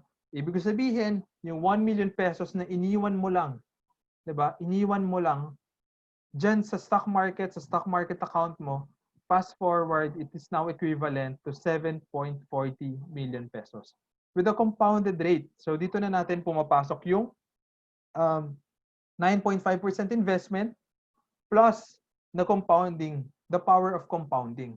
So compounded rate of return is equivalent to 14%, which is again not bad, not very bad. Diba? Comparing it again, another example, if you invest your 1 million pesos sa BPI, so yung mga kilala nyong bangko, di ba? So back in 2002, the average price or the price per share ng BPI, di ba, is total of 8.5 pesos only. Fast forward today, di ba? Let's say back in 2017, the price is 107. Di ba? Fast forward, yung pera mo na 1 million pesos is now equivalent to more or less 6 million pesos with a compounded rate of 12.80%. So you can now see the difference, no? If you go back here, di ba? Time deposit, you put your 1 million pesos, di ba? Your compounded rate of return is just 2%. Di ba? That's plain and simple, time deposit, nalalago, wala kang ginagawa. You put it in stocks, BDO, di ba? BPI, ibig sabihin, binibili mo yung company, then fast forward, yan na yung pera mo. Di ba? Another one, di ba? Yung nag-open yung stock market, di ba? You have 1 million pesos back in 1990s, di ba? BPI, price per share is equivalent to 3 pesos, 3.36 to be exact. Di ba? Fast forward to 2017, your money of 1 million pesos can now become, nangyari is a total of 31 million pesos. More or less 32 million pesos, di ba? Yes, matagal, di ba? Tiyagaan, pero at the end of the day, itong pera mo na to, ito yung tipong tinago mo lang. You have a little portion of money na tinatabi mo every month, every year, di ba? Meron kang basic computation yan eh, di ba? When it comes to financial terms, di ba? 20% goes to your, may ano yan eh, 20% goes to your investments, meaning yan yung tinatago mo. 10% goes to your tithing, di ba? Meaning yan yung binibigay mo sa community, di ba? The rest 70%, ikaw na bahala kung anong gusto mong gawin sa pera mo. It's just 20 to 30% of your monthly for you to set aside a portion for your retirement, for your children education, for your dream, for your lifestyle in the future. Diba? It's just 20 to 30%. Diba? Yes, madugo every single month, but at the end of the day, it will just benefit you. Diba? Next. Ito na yung question, no, kanina. So, what makes stock prices go up and down? So, makikita mo na at the end of the day, yes, tinuro sa atin to back in high school, elementary na supply and demand, di ba? The more supply, the less demand. Same sa oil, di ba? For example, nalaglag yung oil. If nakita nyo sa mga news, andyan kayo sa UAE, saktong-sakto yung news. UAE is one of the biggest producers of oil, di ba? Kung nakita nyo yung oil nag-contract up to negative territory, dumating siya sa point, if I'm not mistaken, last month, dumating siya sa point na $1 per barrel. Di ba? $5 per barrel, $10 per barrel, $15 per barrel. Di ba? What's the reason behind? Di ba? Because more supply, less demand because of the pandemic. Kasi at the end of the day, sino gagamit ng oil? Di ba? Supply and demand. Basic supply and demand. So, more demand, less supply. Diba? One reason also is about is media. So, sa panahon natin ngayon, media is very give important role to us, diba? So, it also makes prices goes up and down. Yung tipong nagsalita lang yung may mga news lang. For example, if I'm not mistaken, yung meron isang company na listed sa stock exchange. Ang company name is Leisure and Gaming, Leisure Entertainment, 'di ba? LR Company yung name. Ang goal niya is magkakaroon ng casino sa Boracay. So dumating sa point yung company na yon because of the media. yung pinortray ng media na magtatayo daw sila ng casino sa Boracay. One of the biggest here in Asia and also in the biggest in the Philippines, magtatayo sila sa Boracay ng casino. Yun, from 2 pesos, 3 pesos, 4 pesos, all the way to 7 pesos. Diba? Umakyat yung presyo kahit hindi pa nangyayari. Wala pa nga yung casino, bakit pinapaakyat na ng mga investor? Diba? However, hindi nag-materialize. Diba? Hindi nag-materialize, hindi natuloy, hinarang ng government, boom! From 7 pesos all the way back to 1 peso. Diba? It's just sad. Next is investors' opinion. So makikita kayo sa mga news, sa mga Bloomberg, ANC, ano na pa ba mga news dyan dito? ANC, Bloomberg, CNN, Philippines, di ba? So makikita mo, ito mga different economists na ito yung nakikita nila mangyayari sa Philippine market, sa abroad. So it also affects why the reason of the stock price goes up and down. Second to the last is natural disaster. Di ba? An example nito. Very important na nangyari 2009. So nangyari yung Typhoon Ondoy, 'di ba? Na ang daming na injury, ang daming nagsarado, 'di ba? One fund manager, same ng ginagawa ko na sa isang bangko is fully invested, meaning 80%, 70% invested sa isang mining company. 'Di ba? Back in 2009. So ano nangyari? 'Di ba? If invested ka sa mining company and bumaba, nangyayari? Meron silang negosyo? Wala. Wala, syempre. So nangyari, unang tatamaan if merong mga natural disaster ng mga ganyan, 'di ba? Is nalalaglag talaga yung stock prices. Same sa nangyari during the volcanic eruption. If nandito kayo sa Philippines back in January, 'di ba? Kaka-open lang ng year of 2020, then yun, Taal volcano nag-erupt. So nangyari, because of the investor sentiment, 'di ba? Ine-expect nila na walang masyadong lalabas, walang masyadong magko-consume ng mga consumer goods. So nangyari is nag-contract ng onte yung Philippine market, yung stock market natin. And of course, lastly, political risk. Dito tayo takot kasi ito yung hindi natin kontrolado at the end of the day as a Filipino citizen. Diba? May makikita ka, ano ba yung reason? This is one reason kung bakit yung buong mundo sobrang gulo because of the trade war between US and China. Diba? Kung makikita nyo sa news, even dyan sa UAE and also here in the Philippines, diba? Yung trade war between China and US. Yung mga even Philippines and US market. So it also affects yung mga stock prices. It's either up or go down. So makikita mo when it comes to investor sentiment, nalilito sila, is it a trade war really good for the United States? Is it a trade war really good for the China or the Philippines? So it really affects. And that's what we call a political risk na hindi natin kayang kontrolin. Okay? Next, ito na. Ito na papasok yung mga strategies for you guys. So once we already know the basic foundation knowledge about stock market, why the prices goes up and down, here are the 4 disciplines of stock investing. Again, guys, this is, ang nilagay ko dito is not about stock trading. Okay? Stock trading is for short term. Ito yung binabanggit ni ma'am kanina. Diba? Na nalugi na short period of time. Kasi nga, iba yung strategy. Diba? When it comes to trading, you're talking about short period of time. When it comes to investing, like Warren Buffett is doing as of today and as of previous years, diba? He's willing to invest. He's willing to invest his money, diba? Dun sa mga company na nalaglag. However, he's willing also to wait in the next 10 to 15 and 20 years na naka-invest yung pera niya. And this is the reason, very important to note the 4 disciplines of stock investing. First, invest over the long period of time. Okay? Naka-highlight dyan, long term. Guys, long term, very clear. Wag short term. Diba?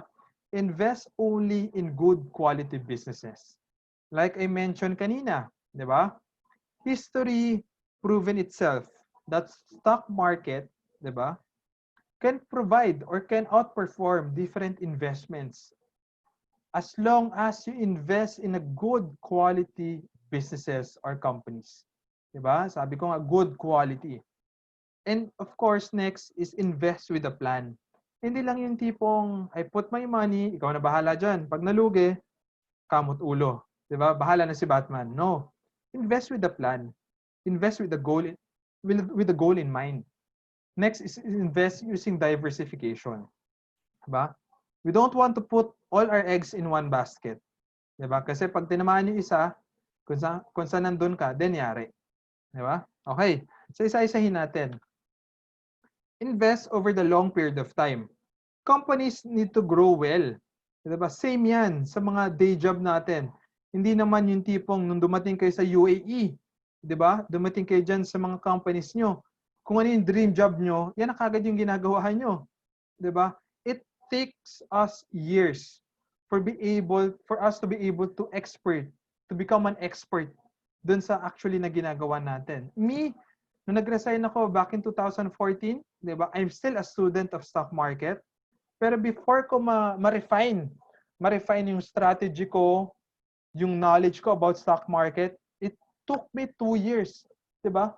Para ma-refine na, okay, this job is for me talaga.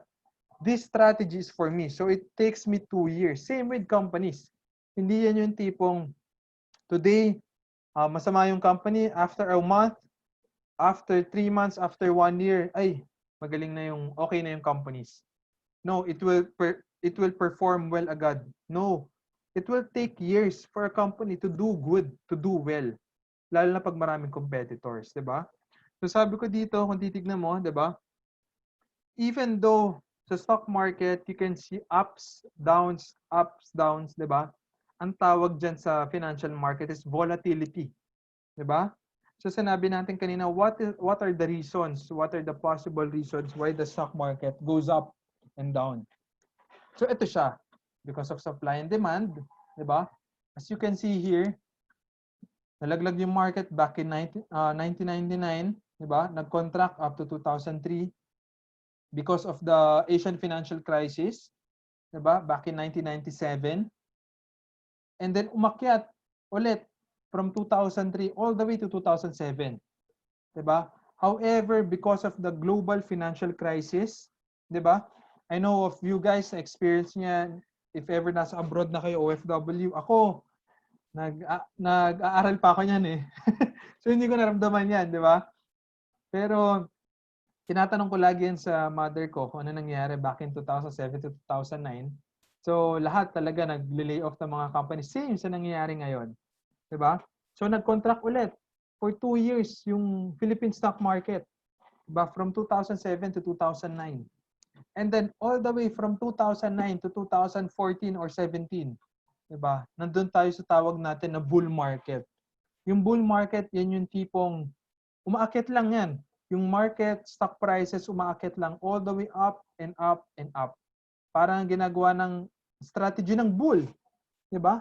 Ang gusto lang niyang gawin is sumugod na sumugod. Same naman, ang inverse naman niya is what we call a bear market. A bear market is what is happening now. Diba? A bear market, kung bull market paakyat, ang bear market naman is pababa. Diba? Like what is happening now, nag-contract ulit. After years of going long term, diba? After years of 2009 up to 2018, 2017, nag-contract ulit yung Philippine market. Same na nangyari ng 2007 to 2009. Now, the question is, or what am I saying in this? At the end of the day, the strategy is to invest over the long period of time. Not short term, but long period of time. Kasi, yun nga eh, dinrowing ko na it will give you a decent amount of gains or money over the long period of time. Next is looking for quality gems. Or ito nga eh, yung sinasabi ko na kanina, di ba?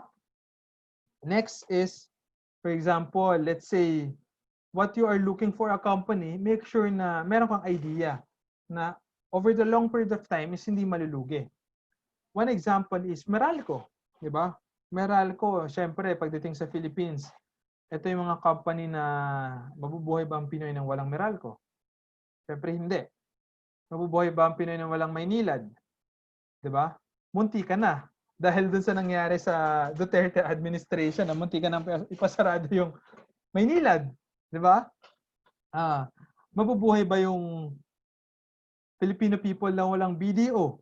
Mabubuhay ba yung mga Pinoy na walang Chicken Joy, na walang Jollibee? 'Di ba?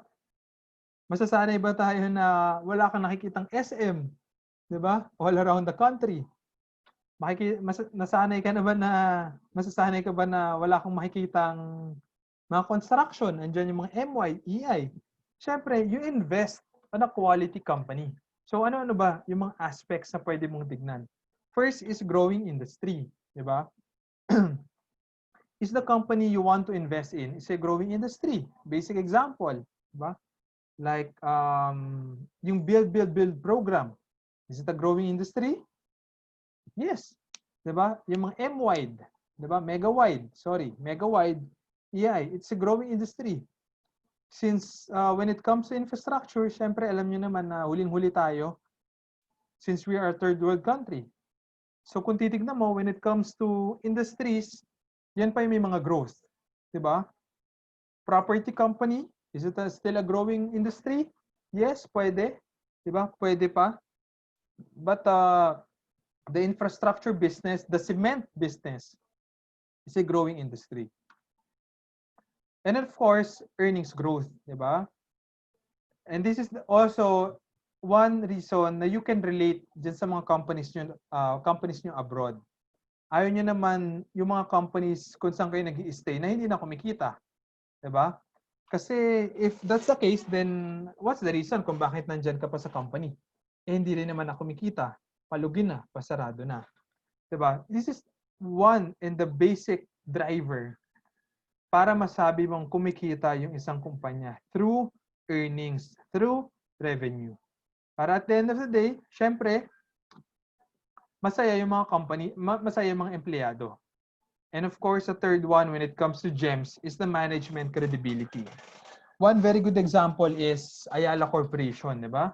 Pag sinabi mong Ayala Corporation, SM Corporation, alam mong at the back of your head na sabi mo management credibility, 'di ba?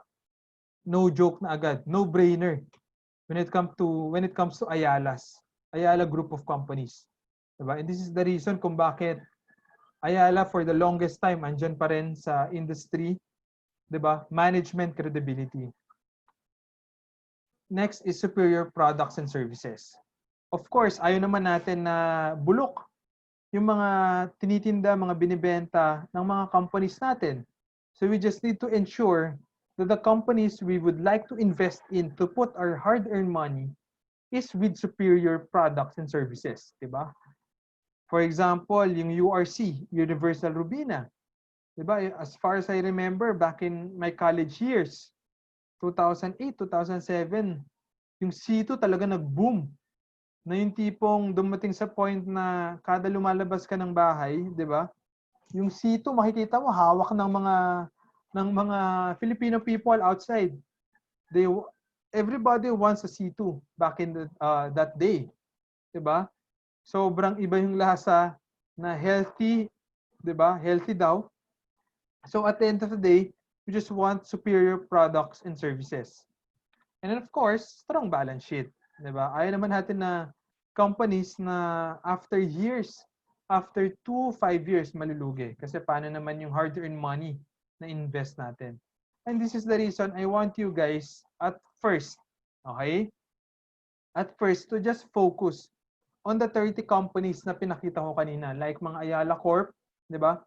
GT Capital, para sure na pasok lahat, injected lahat yung gems natin na yes, we are inside. We are within the growing industry.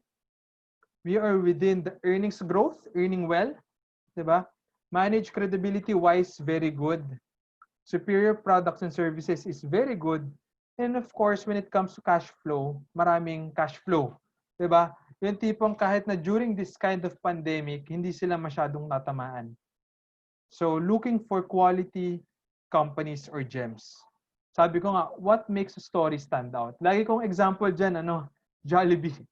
Dahil lagi kong sinasabi na hindi mabubuhay ang Pinoy nang walang Chicken Joy.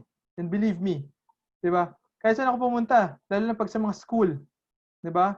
Mga school talagang patok lagi ang Chicken Joy. Diyan sa Dubai, meron naman Chicken Joy nung pumunta ako sa Japan. Pag nasa Japan, which is sister ko, nasa Japan. Pag pupunta kaming Jollibee, di ba? Talagang jam-pack lagi. Di ba? Pagdating ng sister ko dito, pag magbabakasyon, laging hinahanap Chicken Joy. Di ba? So, may pinakamalapit na Jollibee dito. So, again, we invest in a quality company. We invest in quality gems. Okay? So, dito na papasok. Of course, since we talk about quality gems, we also would like to know about basic fundamentals. The basics. Kung merong technical analysis sa stock market, meron din fundamentals. Diba?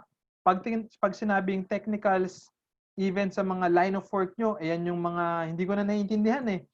Mga wiring na hindi ko naiintindihan or whatsoever, di ba? Pero pag sinabi ng mga fundamentals, ito yung nakikita ng mga kagaya namin, 'di ba? Kagaya natin na pag sinabing fundamentals, basic fundamentals na gusto mo lang maintindihan even on average people. And for stock market, we are looking for value. 'Di ba? Same nga 'yan eh. Pag nag-shopping ka, 'di ba? We like discounts too. 'Di ba? Sabi ko nga dito, we like discounts too. Sino ba ayaw na bumibili if on sale? 'Di ba? Ako pupunta lang ako ng mall pag may nakita akong sale eh. Diba? Ayoko ng mga SRP. Gusto ko lagi may discount. Malapit ako sa Divisoria, malapit ako sa Binondo, malapit ako sa Green Hills, parati ako nakikipagtawaran. Diba? Na tipong 500 pesos, gusto mo pang tumawad. Diba? So sabi ko dito, we like discounts too. We like 15, 20, 30% discount. Diba? So is a stock fairly priced? That's the question. Diba? For example, let's say, the fair value is 10 pesos. The stock price is 8 pesos.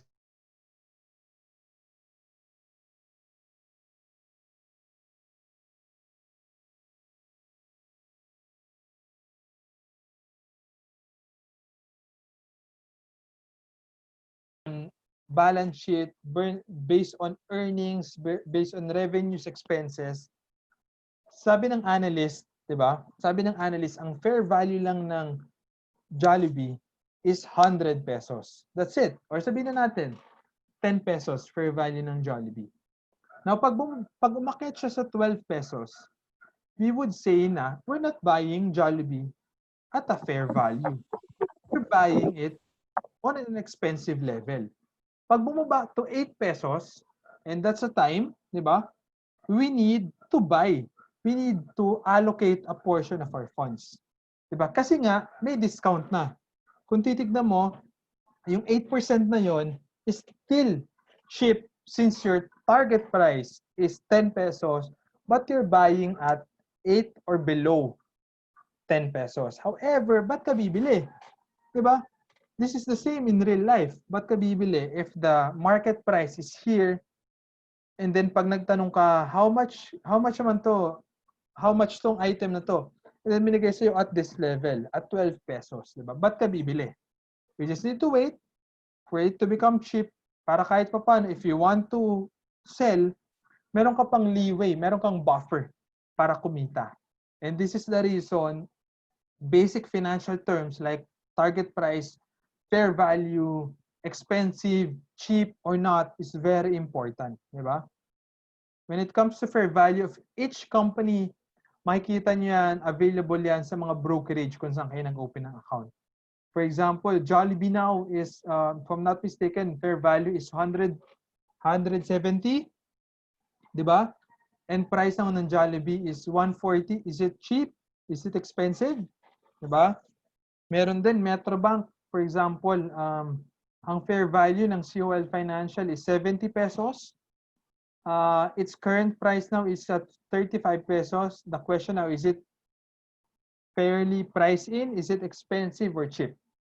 So makikita mo kagad, pinapakita yan ng mga different brokerage na if this company, ito yung target price niya, are you willing to buy or not? That's basic. 'Di ba? Makikita mo yan sa mga different brokerages.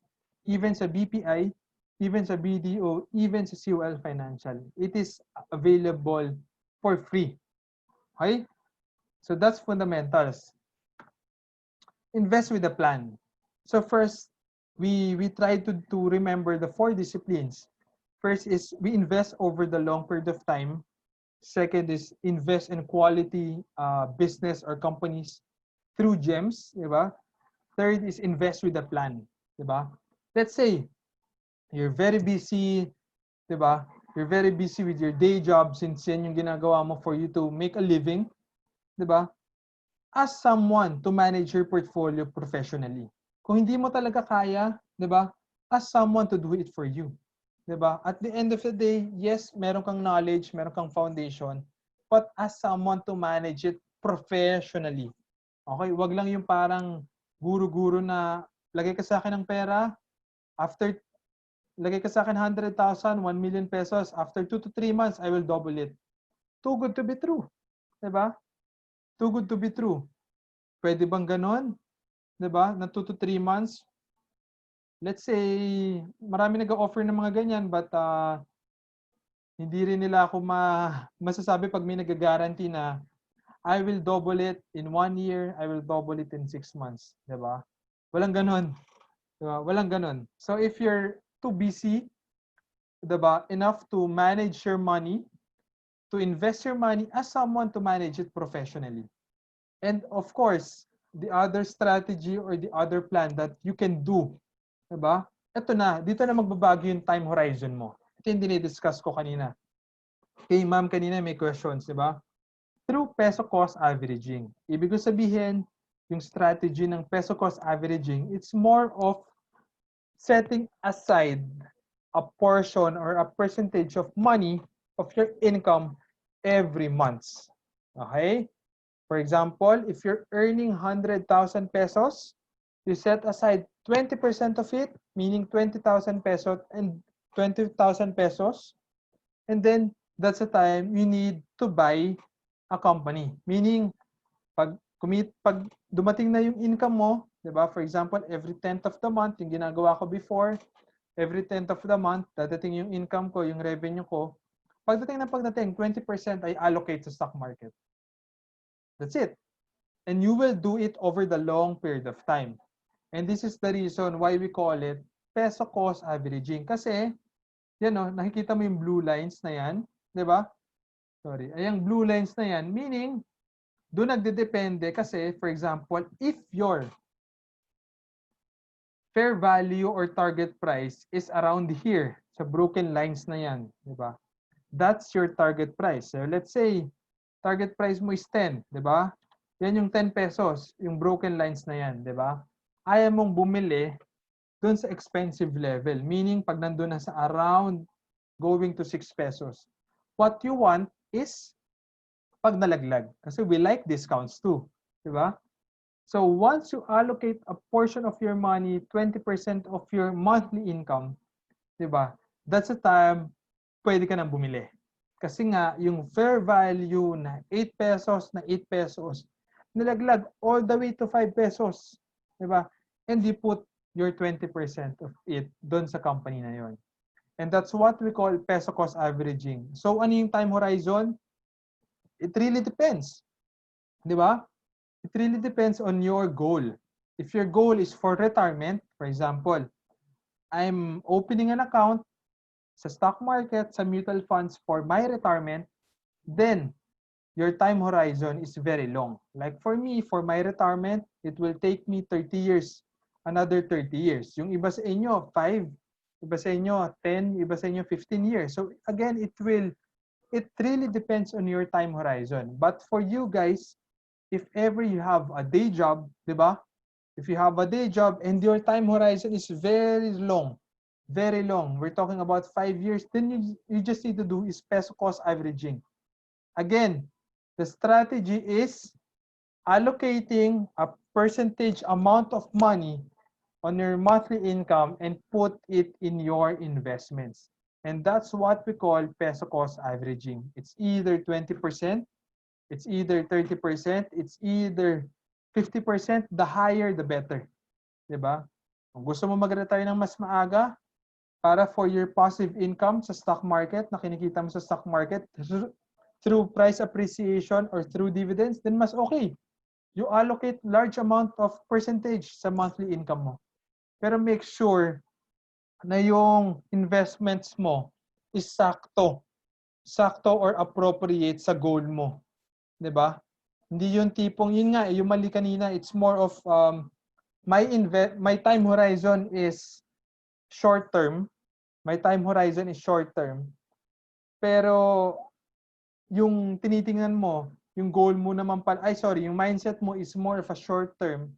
Pero yung time horizon mo is long term. So meaning, naapektuhan ka sa mga ups and down.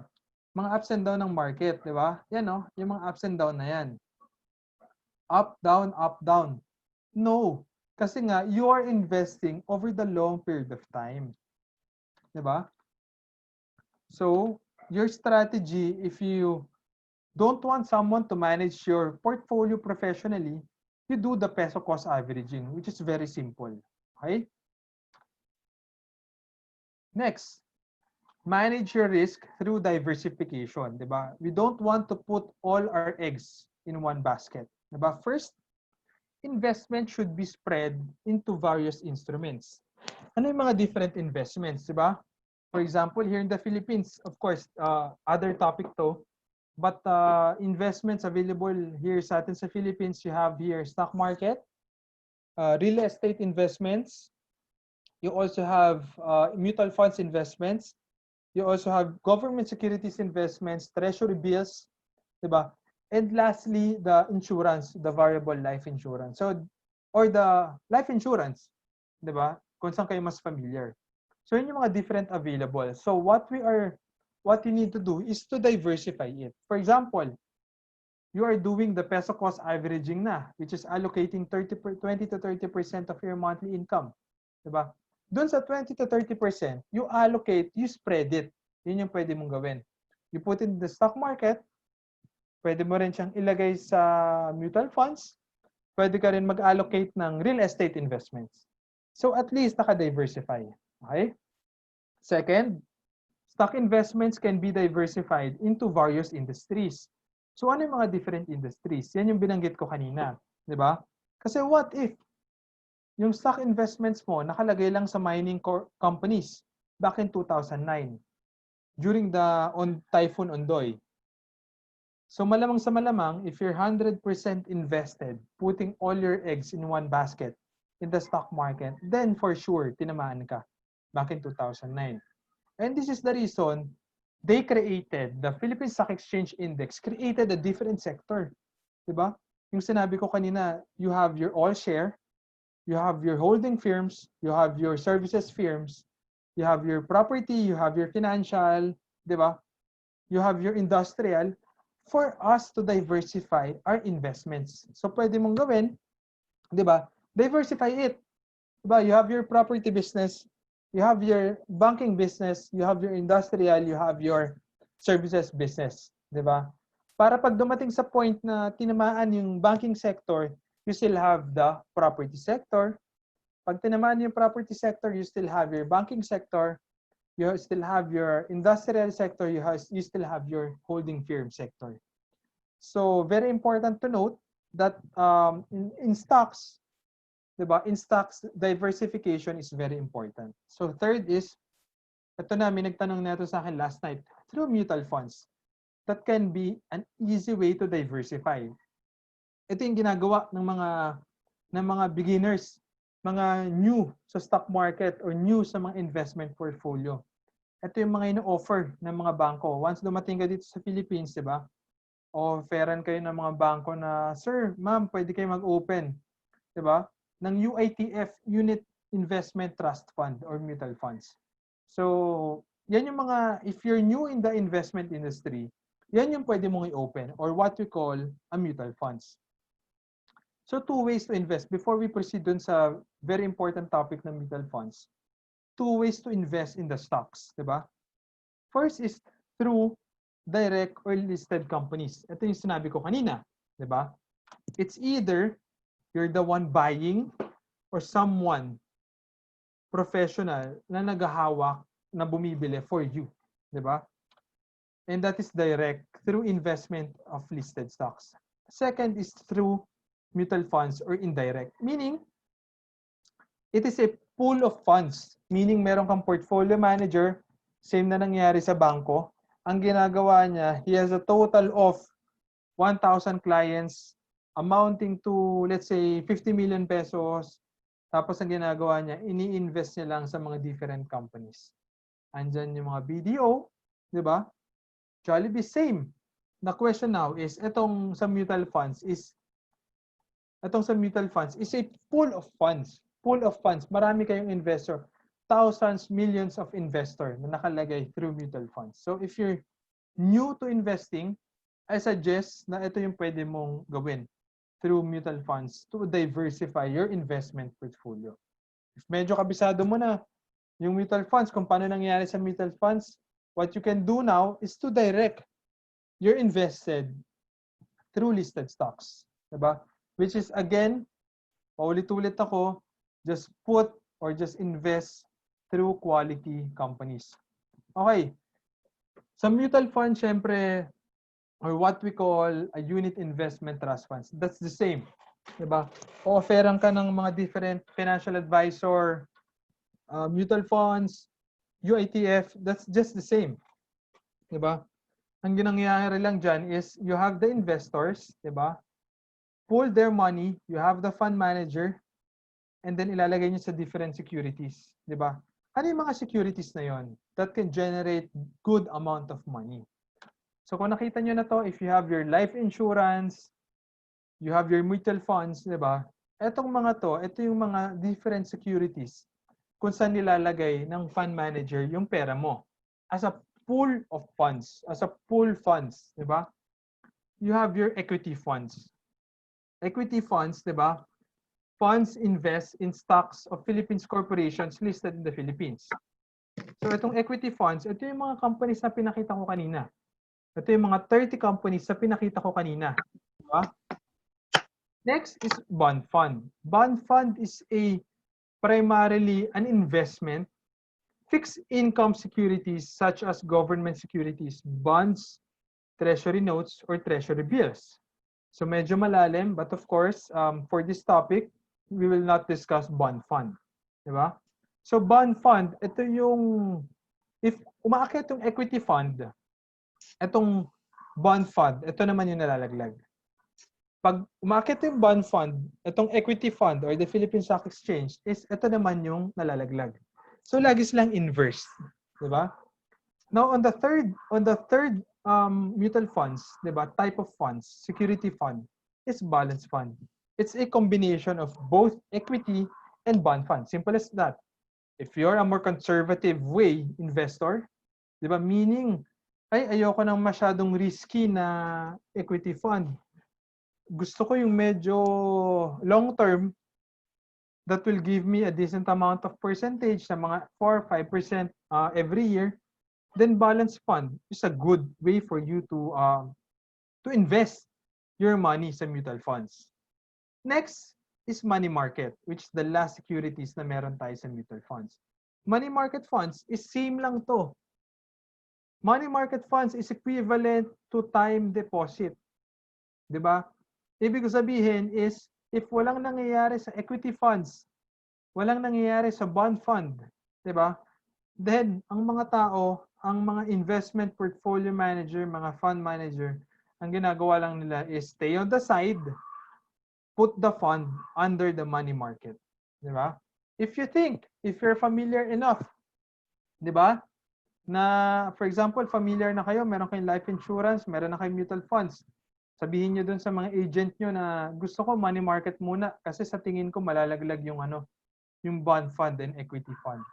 So naglalagay ng pera sa money market or time deposit if economists believe that the bond fund or even the equity fund will not perform this year. So meaning stay on the side lang yan. That will give you 1% to 2% gain on a yearly basis. So again, going back, we invest through different 4 kinds of disciplines, no, in the stock market. First is we invest over the long period of time. You don't need to absorb the volatility of the market, meaning the ups and downs of the market, because the mentality we have entering in this kind of investment is we invest over the long period of time. Second is we invest in quality business or quality companies kasi we only invest dun sa mga kilala natin na hindi malulugi over the long period of time. Diba? So, at least we all know na itong mga companies na to is trusted na. Hindi sila malulugi, hindi in terms of their balance sheet, in terms of their earnings portfolio, diba? Maganda. If you put your money there, hindi siya malulugi in the next 5 or 10 years. Third is invest with a plan. Ibig sabihin is invest with a plan. If you have money, then you don't have time to manage it, then get someone to manage it professionally. And if you want to learn more about, another option is if you want to learn more about your investments, di ba? Yung tipong gusto mo rin siyang matutunan, gusto mo siyang gawin over the long period of time, once nag-retire ka, di ba? You understand the basics. But at the end of the day, don't put stress too much. Diba? Kasi yun yung iniisip ng iba eh. Na I want to earn, gusto ko matuto. Sobrang hectic, sobrang stressful ang stock market. No, remove that in your mind. Kasi if you follow the perfect strategy, which is the peso cost averaging, then you will do good over the long period of time. Just allocate a percentage of your income on a monthly basis, and the strategy is peso cost averaging, then you will do good in the next 3, 5, 10 years down the road, which is saktong-sakto siguro once na mag-retire ka. And lastly, when it comes to the discipline we have in stock investing, through diversification. Not focus on the diversify, di ba? Diversify your investment. Sabi ko nga dito, for number 1, investment should be spread into various instruments. I already mentioned the different investments, and I will mention it again. You have your stocks, you have your mutual funds, you have your real estate, you have your government, you have your time deposits. Time deposits, the purpose of time deposits is for emergency fund, di ba? Emergency fund, it's more of the purpose of it for you to, for emergency, in case of emergency, how to compute it, di ba? 6 to 12 months of your monthly expenses. And then when it comes to stock investments, you have the direct and indirect investments. You can invest directly in the listed stocks, like I mentioned earlier. And of course, through mutual funds, di ba? Through mutual funds, para mas maintindihan mo na ibang sinasabi ng mga different financial advisor na okay, saan ba natin ilalagay equity funds? At least you're familiar. Ano ba yung binabanggit niya? Going back, equity funds, nasa index lang yan, nasa stock market lang yan. Bond fund is inverse of the stock market. Diba? Balance fund is a combination. And lastly, the money market. So before I end my talk, which is sakto sa 2 hours natin na seminar, diba? Before I end, I just want you guys to answer this question, diba? And I want you to remember this last slide, diba? What do you think the percent of population invested in the stock market, or even in the different investment portfolio in the Philippines, diba? What is the percent of population invested in the stock market? So what do you think, guys? 10%? Yung iba? Or maybe 1%. 5%. 5%? 2%. 2%, di ba? So kung titignan mo, kala natin na sobrang laki na we have a large population, di ba, in the Philippines. Pero bakit ganito? Di ba? So I want you to keep that in mind. Itong last slide na to, di ba? Only 1% as of 2019 is invested, di ba, in the stock market. Stock market is one way for us guys na masabi na growing yung economy natin. Maliban of course, exception yung OFWs na OFW remittances, 'di ba?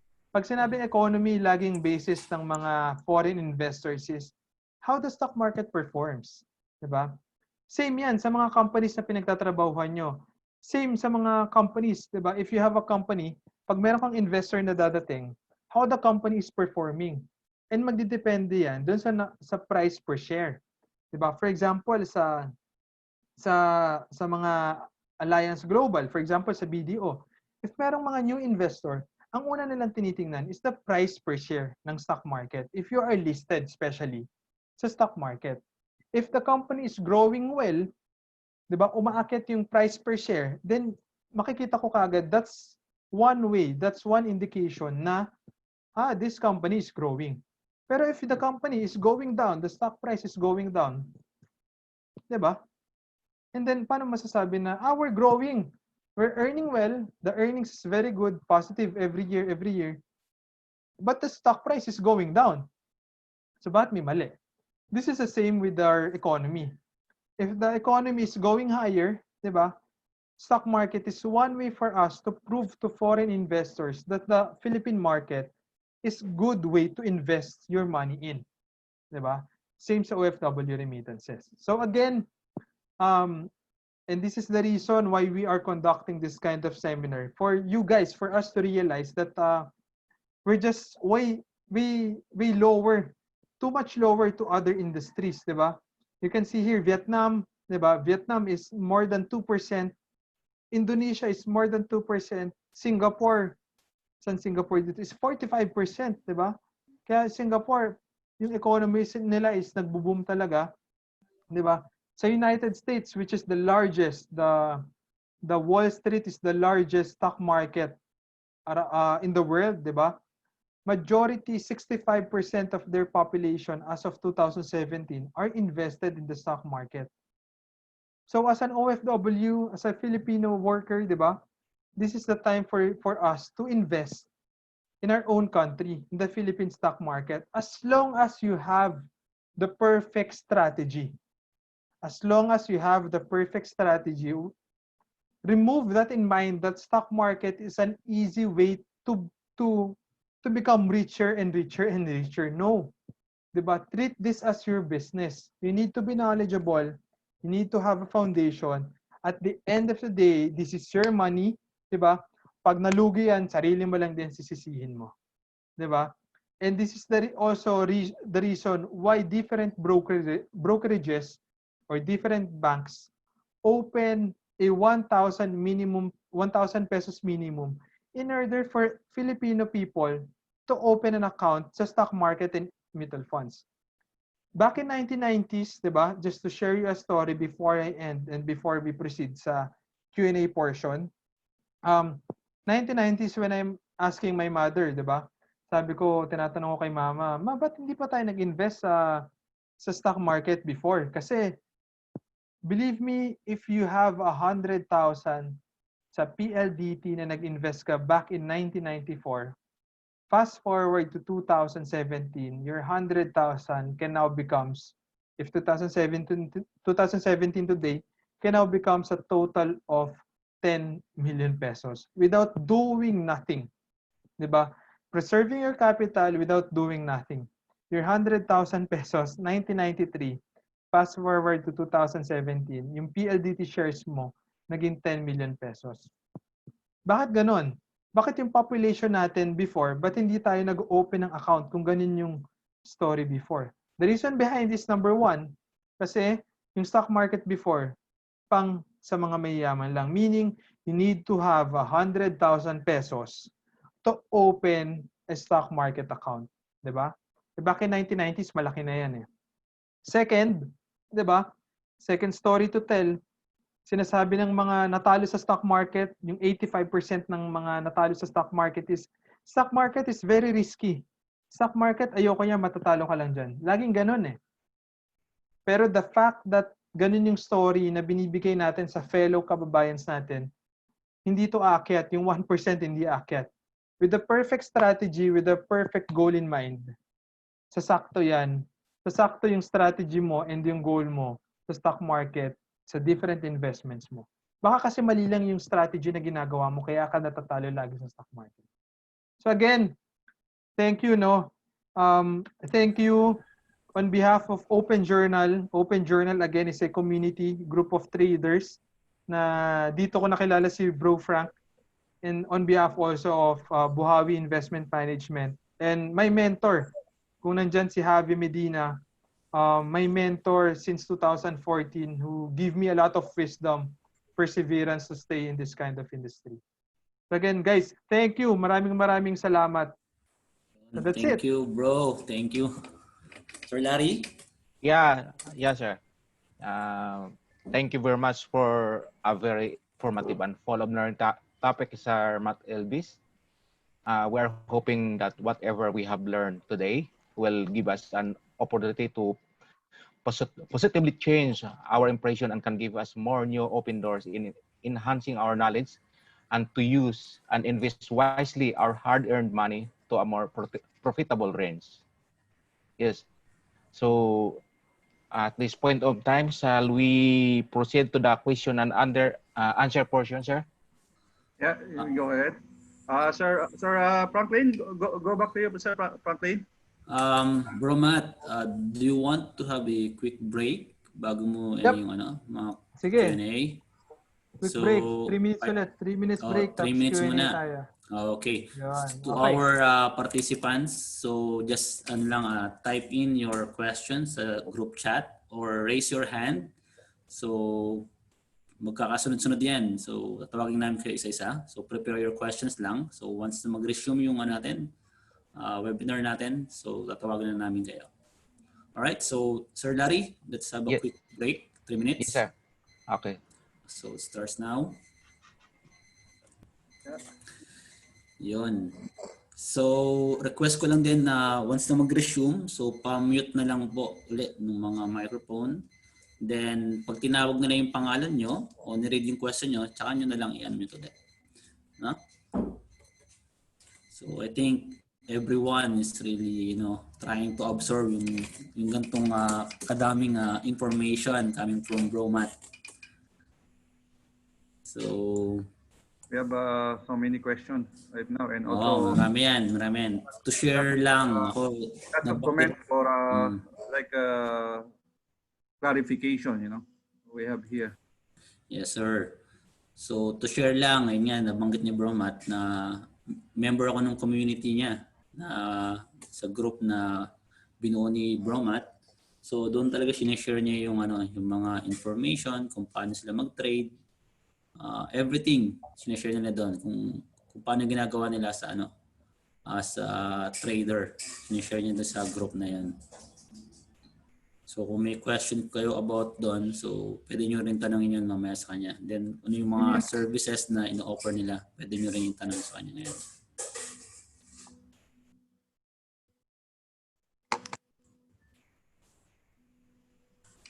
So we wonder why na 1% lang ang pala Pilipinas nakakaalam ng Sir. So talagang talagang kulang sa financial literacy. So we don't have the financial literacy actually. So if we are lacking the information, this is the big problem. This is a big issue actually.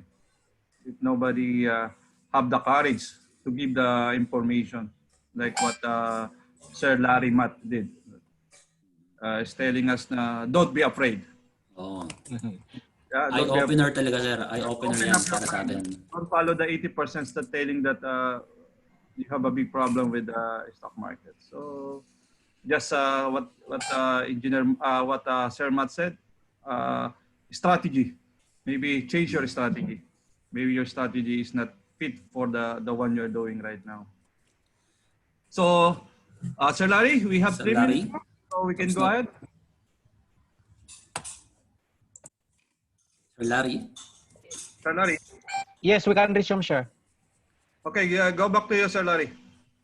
Yeah, okay. Sir Matt? Okay. Yeah. Sige, isa-isay na natin tong Q&A dito. Yun. Sorry, dito muna ba sa chat? Siguro bro, sana muna sa chat. May mga kanina pa to eh. So, ito muna. Backtrack na tayo. Let's go back to Sir William, sir. He was the last one with question. ba ang mga impact, mga value pag may change sa management? Yes, so it really depends, no? So you're correct. You're correct actually, Sir William, no? It really affects the prices. In terms of the stock prices of the company, it really affects once merong change ng management. Kasi for example, 'di ba? Ano ba yung pinaka-recent na example? East-West, for example, nag-change ng management, ng ownership, 'di ba? So nalaglag because of we don't know, the investor don't know if the new management is credible enough to sustain the growth of the banko. 'Di ba? Same for example sa sa ano pang company to? Sa isang mining company na hindi ko na i-mention kung saan, 'di ba? Meron isang mining company nagpalit ng president, 'di ba? And outsider, walang masyadong idea sa industry, pero yun yung nilagay. So nangyari dun sa isang mining companies na laglag talaga. So it really does affect. Kasi nga yung iniisip ng mga investor is they don't know if hindi kung credible to, kung masusustain niya yung earnings ng existing company. Kaya nga kanina sinasabi ko, for example, yung very reputable one is Ayala. Diba? Talagang pag sinabi mong Ayala, sure ka na lahat gagawin nila para masustain yung negosyo eh. Okay? Yun. Next. From Pwede po Jeffrey ba one-on-one Aresa. session? One-on-one schedule. Sabihan nyo lang si Bro Frank. Pwede one-on-one. No. Kay Jeffrey Aresa, Next. bro. Ito. Kay Bro Jeffrey Areza. Thanks. At the end of 2019, 2020, so a crash. Correct. So nag-start tayo at the volcano eruption. Then all of a sudden, biglang merong pandemic, and that's the reason of the market crash. And of course, the effect of the pandemic predicted the recession, same as correct. To hit the question, what is the opportunity now in the stock market? Correct. Ito yung same ng question kanina. If you want to trade, okay, we're talking about two things. Okay? Two things. If you want to trade, meaning short term, di ba? Pwede. Sorry, if you want to trade, this is not the time to trade the market. Diba? Short term. Kasi nga, meron kaming sinasabi na sa financial terms na risk off. Meaning ng risk off is if you are trading the market, if you are trading financial instruments, risk off is a term for us to get out or to stay away at the moment. So if you want to trade, this is not the time. If you want to invest little by little over the long period of time, this is the best time. Bakit? Kasi you can see companies is very, very cheap. Valuation, yung sinasabi ko kanina, valuation, fundamental.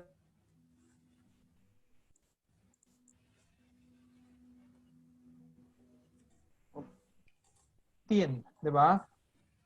Yung sinabi ko kanina, comparing it to the 2019 as 2007 to 2009 market crash. Yung valuation during the 2007 to 2009, bumalik na tayo sa valuation today. So in a nutshell, yung valuation, yung very cheap valuation ng companies before like BPI, BDO, bumalik na siya, meaning nag-reset na siya. So if you're going to invest over the long period of time, I would say majority, high probability that this is the best time for you to invest. It's either sa stock market, directly, or sa mutual funds. Okay? We're talking about long term ha. Baka kasi sabihin, sabi ni Matt, this is the best time. Pero after 3 months, ba't ako nalugi? Di ba? Kasi nga, you're thinking about short term. Long term, we're talking about short term. Since you're still new in the market, you're still new in the financial market, so ito yung best time for you to get in na gradual, meaning via peso cost averaging strategy. Okay? Okay. Take note, Next. long term, ha? Long term. Take note, long term.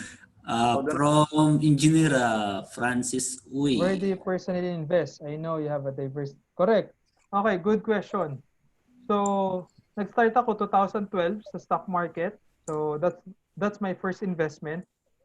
Next investment ko is my insurance back in 2015. Variable life insurance. So ang ginawa ko dyan, just to share my um, personal story ko, di ba? Siyempre, may mga fees yan, di ba? Pag mga financial advisor, di ba? Alam niyo naman yan, pag kumuha kayo ng mga insurance, may mga fees yan, di ba? So alam niyo, ginawa ko. Para maging fully equipped ako, financial literacy. Maging fully equipped ako since, again, sa family namin, ako yung medyo financial savvy, di ba? Walang financial savvy sa amin eh. Ang ginawa ko, nag-exam ako ng being a financial advisor. Nag-exam ako para lahat ng fees, parang double sword yung kinuha ko. Parang kumita na ako, kumuha pa ako ng insurance for me and for my family, di ba? And then naging financially literate pa ako for my insurance. So, muntikan ko na nga gawin, kumuha ng real estate license. Pero syempre, hindi ko na ginawa yun. So, first, back in 2012, stock market, mutual funds, sabi ko nga, as a beginner, I suggest you go to mutual funds, di ba? Para ma-feel nyo, test the water first, di ba? Stock market or mutual funds. Second, yung ginawa ko insurance.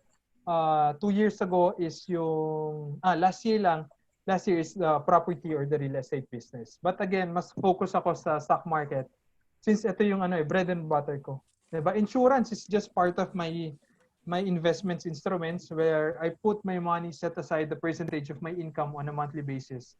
Same with the real estate acquisition. Yun. Acknowledge. Question kay... Pwede bang pa-acknowledge? Pwedeng madugtungan yung tanong ko, sir?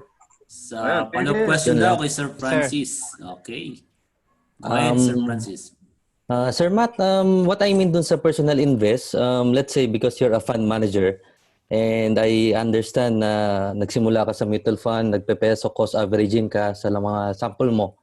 So para sa amin, iniisip ko lang is, are you a day trader or are you a swing trader? Okay. So since sa tanong mo, I do both, 'di ba? Since this is my job professionally, so I do both. So talagang full-time na day trading, swing trading. So wala ka ma-advise sir na sa let's say sa 30 list ng P-Comp na pinakita mo kanina at we are talking about investing in a long term. Kasi may follow-up question ako dito sa pangalawang slide, ay pangalawang is it good for us? Kasi thunders na kami. Most of us is only on the 10-year horizon na lang, 15-year horizon. At yung risk appetite namin is medyo mababa na ang risk appetite namin. Okay? For you, sa age mo, I would understand na mahaba pa, mataas ang risk appetite. So kaming OFW, we are having a lesser risk appetite. Agree. And then, mahabang pag-uusap kasi ito sir pero parang straightforward, investing on a 10-year, is it good? Masyado matagal. Oo, masyado matagal. Is it good for, let's say, sa Merrimart, mag-invest kami ngayon, kami as a OFW, kung papasok kami sa Call Financial? Thank you. Thank you, sir. Okay. Sir Francis, very good question. So, this is not the first time na narinig ko yung question na yan. Diba? Actually, meron nga nagtanong din sa akin, 3 years, magre-retiro na siya. Sabi ko, ano yan? Okay. Good question. Okay. It will boils down to your goal, why you are investing in the stock market. Okay? So first question is, are you investing in the stock market for your retirement? Diba? Yung sabi ko kanina. If that's the case, magdedepende. For example, ako, diba? Yung ginagawa ko, I allocate 20% to be exact. 20% to be exact. Yung kinikita ko on a monthly basis, I allocate 20% to my investments. If ever, magre-retire ka na 5 years, 3 years, 10 years down the road, then I think kailangan mong lakihan yung allocation mo. Para doon sa goal mo, umabot siya doon sa goal mo. Kasi ako, I'm allocating only 20% kasi medyo malayo pa. So sa inyo, I suggest, 'di ba? If marami namang extra, nasa time deposit, 'di ba? Why not just put 40 to 50% kung kaya? Medyo sakripisyo, 'di ba? Pero yun nga kasi nga onti na lang yung time horizon natin. Medyo stretch natin sarili natin. And then just put, and ito na yung time na sinasabi ko na very good time to invest. Not just on different IPOs like Merrimart, but also dun sa mga good quality companies. For example, let me give you an example na talagang gustong-gusto ko over the long period of time. Metrobank. So yan. If you open an account, 'di ba? Allocate a portion of your money, put in Metrobank. Metrobank yan yung I think yan yung mga favorite ko kasi ever since very cheap siya comparing it to BDO and BPI and Security Bank. Management-wise, very credible, 'di ba? So that's one Metrobank, 'di ba? Second is, for example, mutual funds. Mutual funds na where you can put, since this is the best time for you to invest, 'di ba? Best time for you to invest given the company is very cheap valuation and the index is on a downtrend, meaning very cheap valuation when it comes to index, 'di ba? Or the Philippine Stock Exchange Index. So pwede ka ulit mag-allocate. So going back to your question, I suggest you increase your exposure. 'Di ba? You increase your exposure kasi mahirap pag minamadali natin, given that you're still new in the financial sector, mas okay na inuunti-unti pa rin natin. For example, yung risk appetite mo mababa na, why not? 'Di ba? Why not? Yun na, sinabi ko na sa'yo na good companies to invest, very cheap companies is Metrobank, di ba?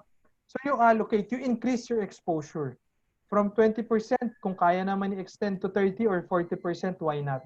Para at least yung time horizon, since yung time horizon mo is medyo easy na, magre-retiro na, di ba? Thank you, sir. Thank you. Yun. So yung mga nagtaas naman siguro, Franklin, yung mga may nagtaas ng kamay.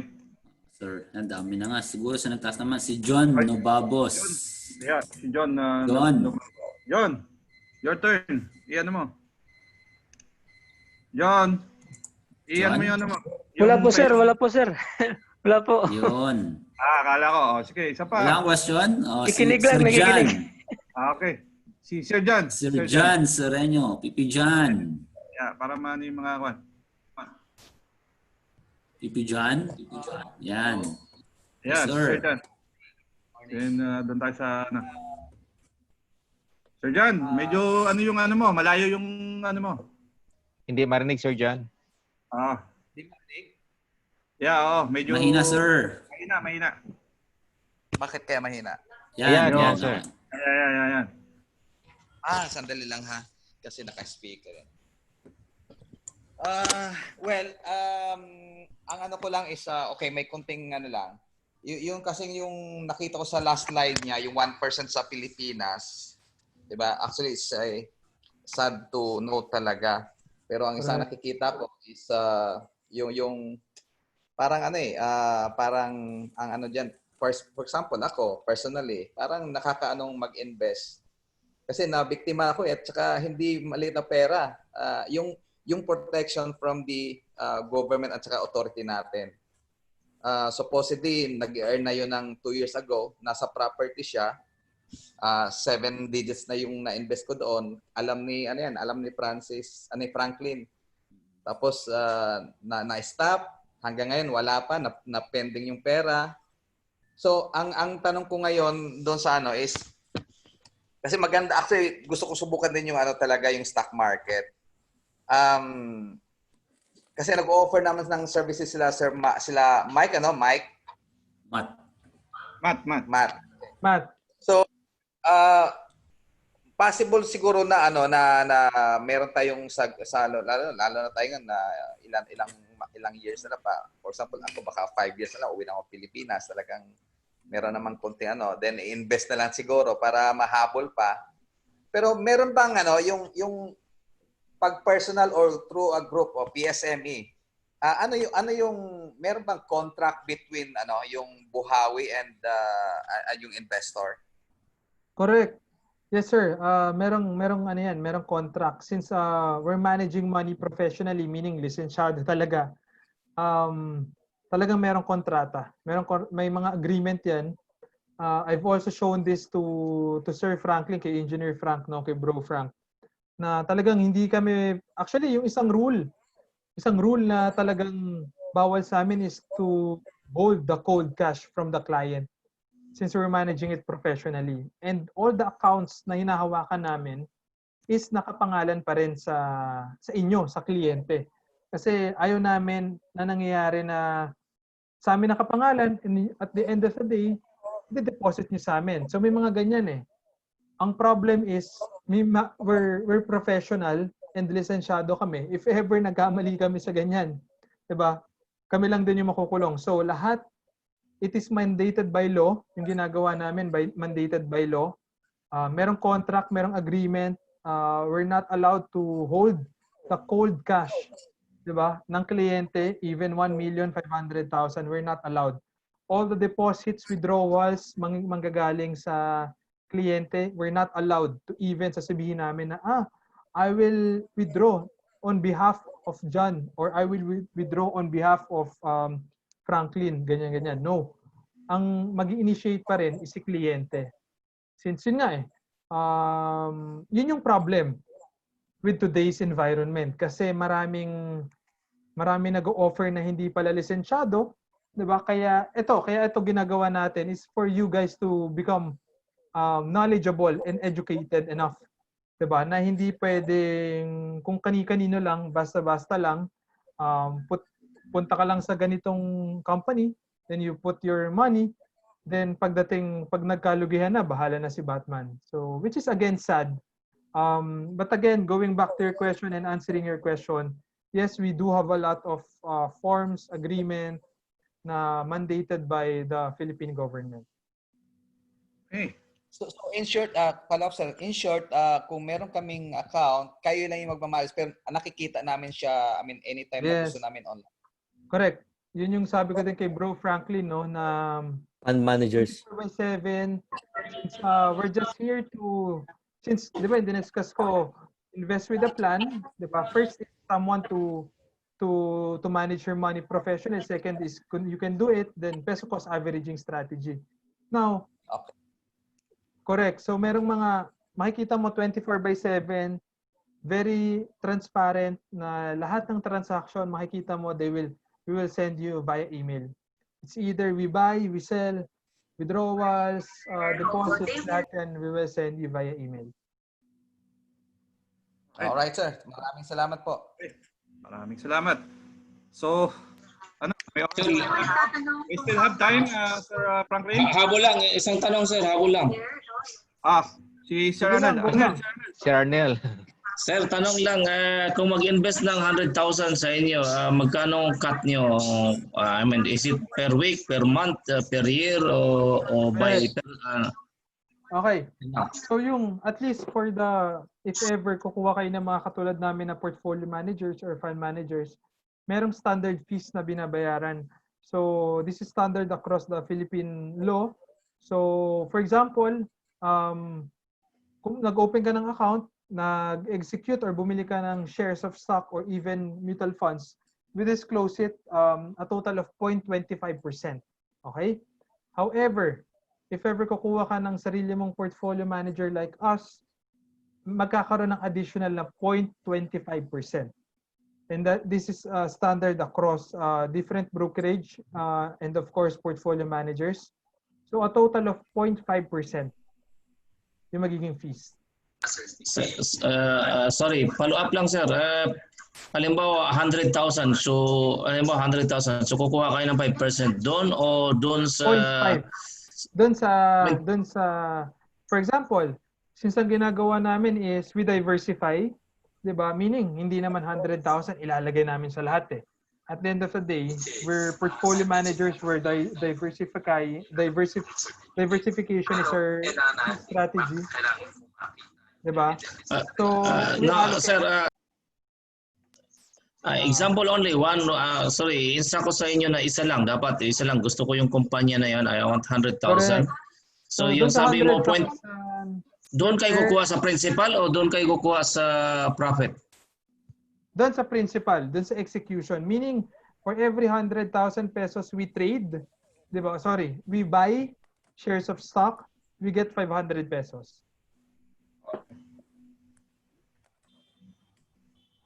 So, yun yung computation. So, 0.5% only.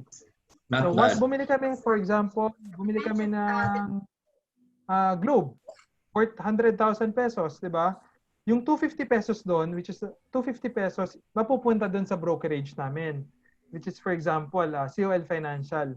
Ang mapupunta sa amin mismo is the 250 pesos. Okay. Alright. So, yung mga gusto mong tanong, please mag-raise na lang muna ng hand para ma-organize natin yung pagkasunod-sunod. So, next, Bro Matt, may time pa ba? Okay pa, yun.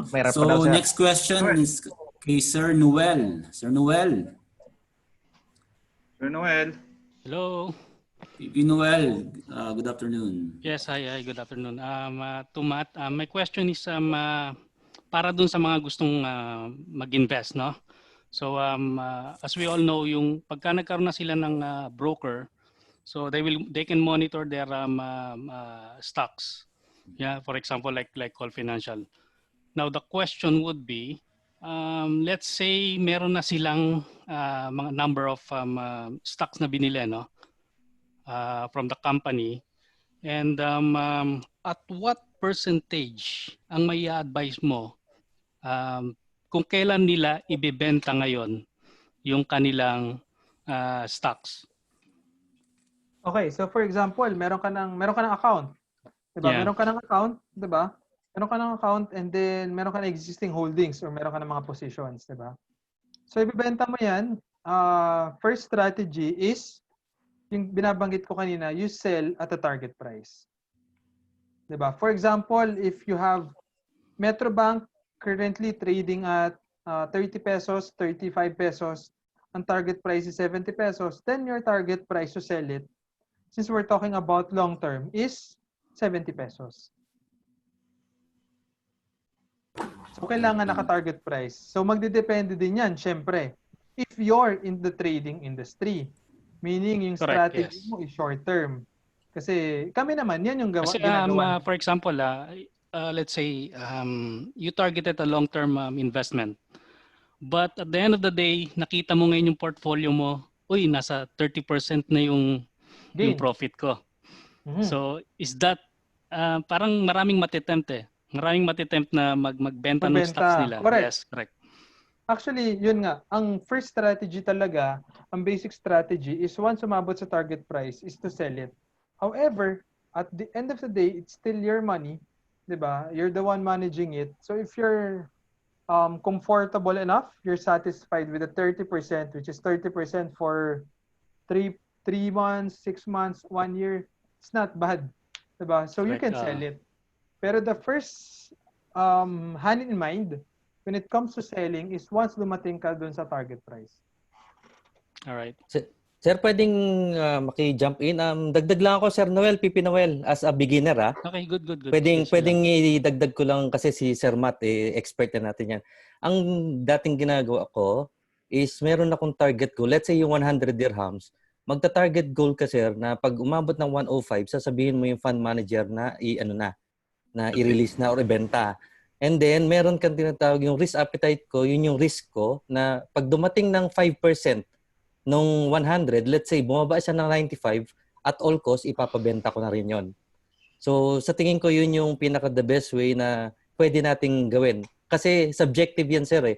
Ikaw ang magdidikta doon sa sarili mo kung hanggang saan yung risk appetite mo. Correct. So mangyayari yung 100 pesos natin, once na ma-reach mo yung target goal mo na 105 pesos, kahit na sa tingin mo bukas tataas pa siya, pinapakuha na natin yan. Correct. Para din hindi ka na masyado nag-iisip.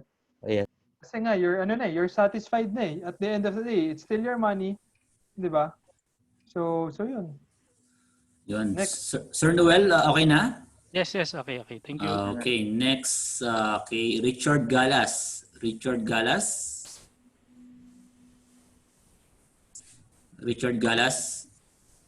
Sir, hello sir. Yun. Hello? Sige sir, question. May tanong lang ako regarding sa nagda-drive ka kasi ako kanina hindi ko naintindihan gano'n eh.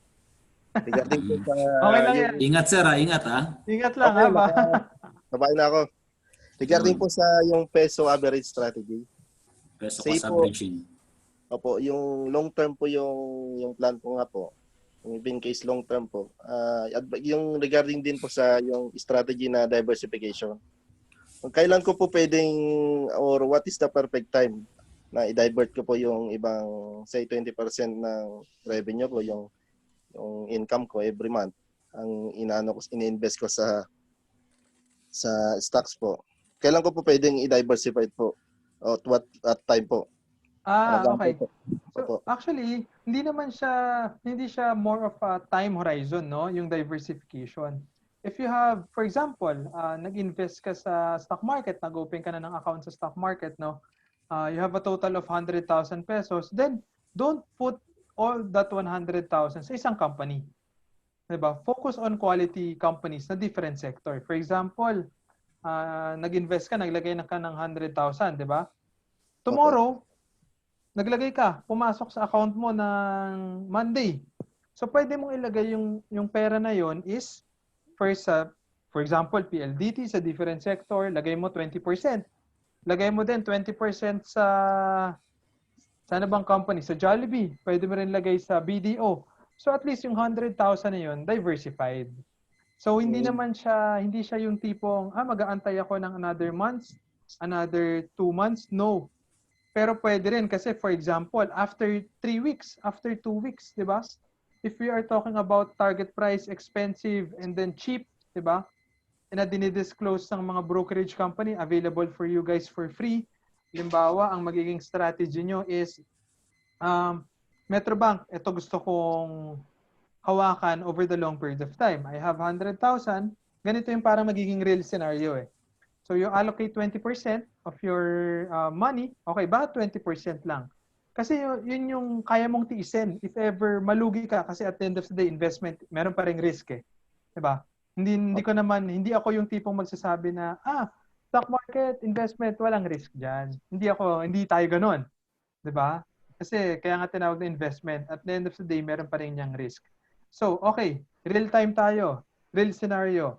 I'm earning 100,000 pesos. I put 20,000 pesos on a monthly basis. My favorite stocks, diba, is Metrobank. Now, every month, tuwing dumating na yung pera mo, yung revenue mo, na-allocate mo na, saka mo titignan sa CUL Financial or sa BPI, sa BDO, yung brokerage na, okay, ang target price ko pala sa Metrobank, in-update ng mga brokerage is, last month, 70, pero in-update nila to 60. For example, binabaan nila. Pero ang presyo ngayon is 30.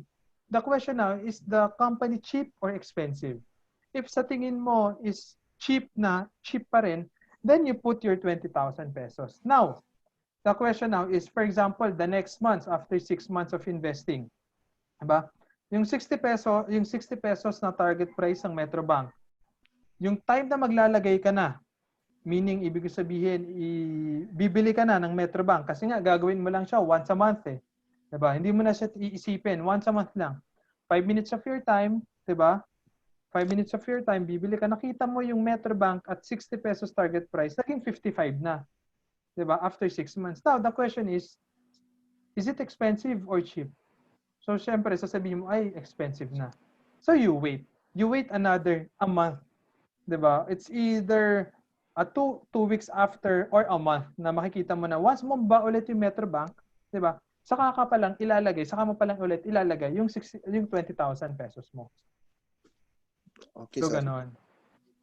So, magdidepende rin. So, for example, you have 1 million pesos. Now, you have 1 million pesos na ito yung willing ako i-risk, di ba? Na kaya ko pang sikmurain na i-risk, di ba? Yung 1 million pesos, di ba? 1 million pesos, then 20% goes to, for example, sa isang company, 20%, for example, pwede mong gawin 50% goes to mutual funds, which is via equity funds. 50% goes to different individual stocks. Andyan yung Metrobank, andyan PLDT, so iba-iba rin. So pwede rin naman na you have your 1 million pesos, then kumuha ka ng real estate, kumuha ka ng insurance, so magdidepende rin on how you can diversify it.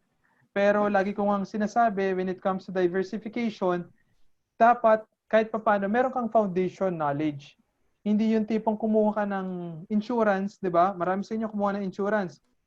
Di ba? Baka pag tinanong kita kung anong ibig sabihin ng insurance, ano laman ng insurance mo, hindi mo ma-explain sa akin. Yun yung mali. Di ba? Kahit papaano, once kumuha ka ng isang investment, alam mo yung foundation. Kailan ka kikita, kailan pwedeng lumago, kailan ka malulugi, ano yung mga fees, ano yung mga charges once hindi ka umabot sa mga maturity dates. So yan. Sir Richard Galas? Yun.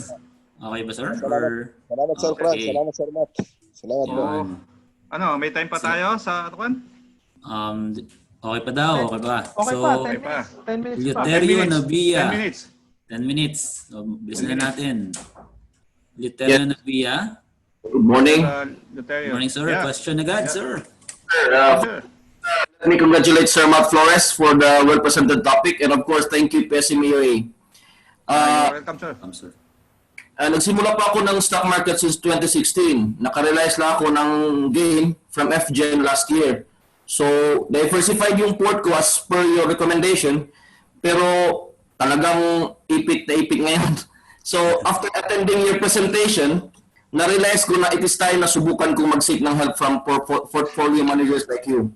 So, my question is, how to get in touch with Buhawi Investment Management? Okay. So, how do you get in touch? Iwan ko kay Bro Frank yung contact number ko and email. Yun. And doon lahat pwedeng, if you have questions, you can direct your message sa akin. You can also add me sa Facebook. Free consultation. Add nyo lang ako. Matt Flores, pag meron kayong tanong sa mga investment planning. Hindi ko na kayo sisingilin, di ba? Just let me know. Wow. Oh, very generous, bro. Nice to hear that, sir. Siguro para mas makinabang lahat, isang group. Ayan. So lahat isang question, at least hindi na po ulit kasi mamaya 100 participants dito mag-question sa'yo, same question lang. So Sir Frank, group na lang. Maybe we will generate some yung lahat ng interested. Katulad na nga sinabi ni kanina ni Sir Francis na yung mga interesado, we create like a group dito. Then siguro natin kay i-coast through natin kay Sir Matt so that we're able to understand na lahat yung level ng understanding nandoon para kung pinag-uusapan kasi yung iba hindi ko maintindihan pa yung iba na tulad ako hindi ko maintindihan at least doon merong level of understanding. So meron pa tayo isang question siguro last kay Reynan Tesablans. Kay Sir Ray. Sir Ray. Good afternoon po, Sir Matt. Sir Ray, good afternoon. Ang question ko po is more of like a process. Recently, may mga sa amin may mga nag-open na ng account sa Call Financial and online. And one of the process there is more of a umattend ba kami ng seminar such as what you're doing now. Nilagay ko doon no kasi hindi frankly hindi pa naman talaga ako umattend ever since about yung seminar na ganito.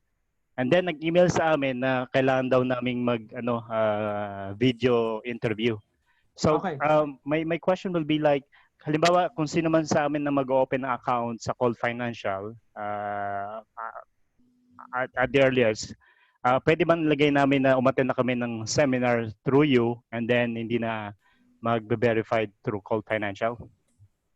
Well, actually, pwede mong ilagay. Pero, mandated by law na merong face-to-face dapat. Okay. So, Ray. Yung interview is more of para verification lang na real kasi na tao. ipe-present mo yung ID mo naka-video call ka, ipe-present mo yung ID mo, screenshot ng Call Financial. Ganun ang gagawin nila. Okay. Para sigurado daw na Actually, may mga nagre-reklamo akong kliyente dyan Sabi, ba't kailangan pa? Nakita ko na si Matt. Sabi ko, mandated by law. So, baka kasi masira, sumabit pagdating doon sa mga verification purposes yung company. At least, ang tatanong lang sa inyo yan, ikaw ba talaga si Matt Flores? Kailan birthday mo? Saan address mo? Tapos, pakita naman ng ID mo. Yun lang. Sir Matt, ako magtatanong. Last ako tatanong. Thank you. Ako magtatanong kay Sir. Sir, ang kulang ko na lang is interview sa Call Financial. Yung valid pa ba is almost 2 years na yata yung application ko. Yun lang interview na lang kulang ko. Is it valid? Pero sir, meron ka ng 8-digit account number. Binigyan ka na nila. Hindi pa. Okay. Pagka hindi ka pa nabigyan, yung ano niya. Siya valid. Ah, Pero okay. pag nabigyan ka na ng 8-digit na username, Okay. valid pa siya. So, ibig sabihin, kailangan ka lang mag-email sa COL Financial for verification purposes since meron ka ng 8-digit account number. Kasi yung ano, mahirap doon, nagpapadala ka ng ano yung mga documents. Yung documents ang medyo kasi gusto nila by mail eh. Ganun pa rin ba hanggang ngayon? Ngayon, online na. Okay. Because of this pandemic. So, lahat online. All right, that's good. That's good to know kasi dati ayaw nila yung mga ano, gusto nila hard copy. Hard copy. All right. Thank you, ngayon, Sir Matt. If mag-open ka ng account via online, lahat ng mga kailangan nila, may mga verification, lahat online lang. All right. So, interesting yung naging topic ngayon. So, Sir Frank, you have Yun, maraming salamat ulit sa pag-say yes sa sa ganitong klaseng webinar to serve yung mga fellow OFWs namin dito sa UAE. And I think hindi lang sa UAE, meron din yata sa iba pang part ng we have Saudi Arabia. Yeah, we have Saudi Arabia also here.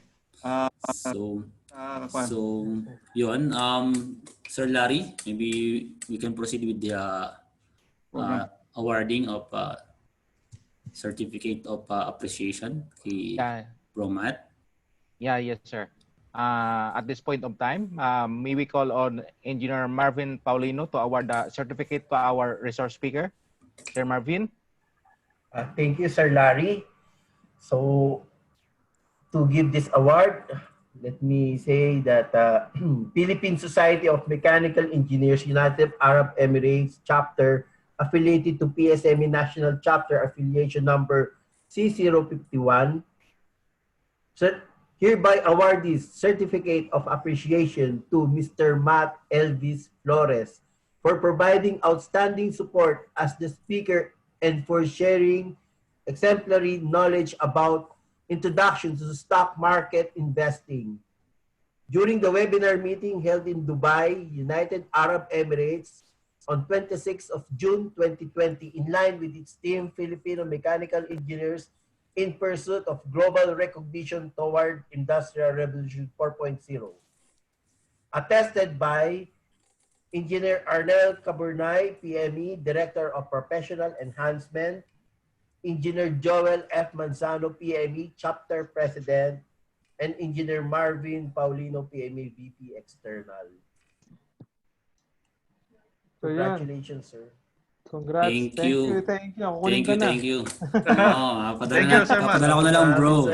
Siguro, bro, dun sa question sa chat box, gagawin ko na lang is consolidate na lang lahat ng question. So, siguro pwede i-forward kay Bro Matt. Then, pag nasagot niya, then distribute sa lahat. Pati yung presentation niya. So, bibigay din sa atin ni Bro Matt yung presentation niya. Then, i-email ko na lang sa inyo. No? Then, yung regarding dun sa details, kagaya na question ni Sir Richard or yata yun, or Lutero Navia about dun sa service na ino-offer ni Bro Matt. Bro Matt, pwede mo sigurong ulitin about sa service na ino-offer mo. Okay. So, at least if you want someone to manage it, at least you can contact me. Of course, add me sa Facebook.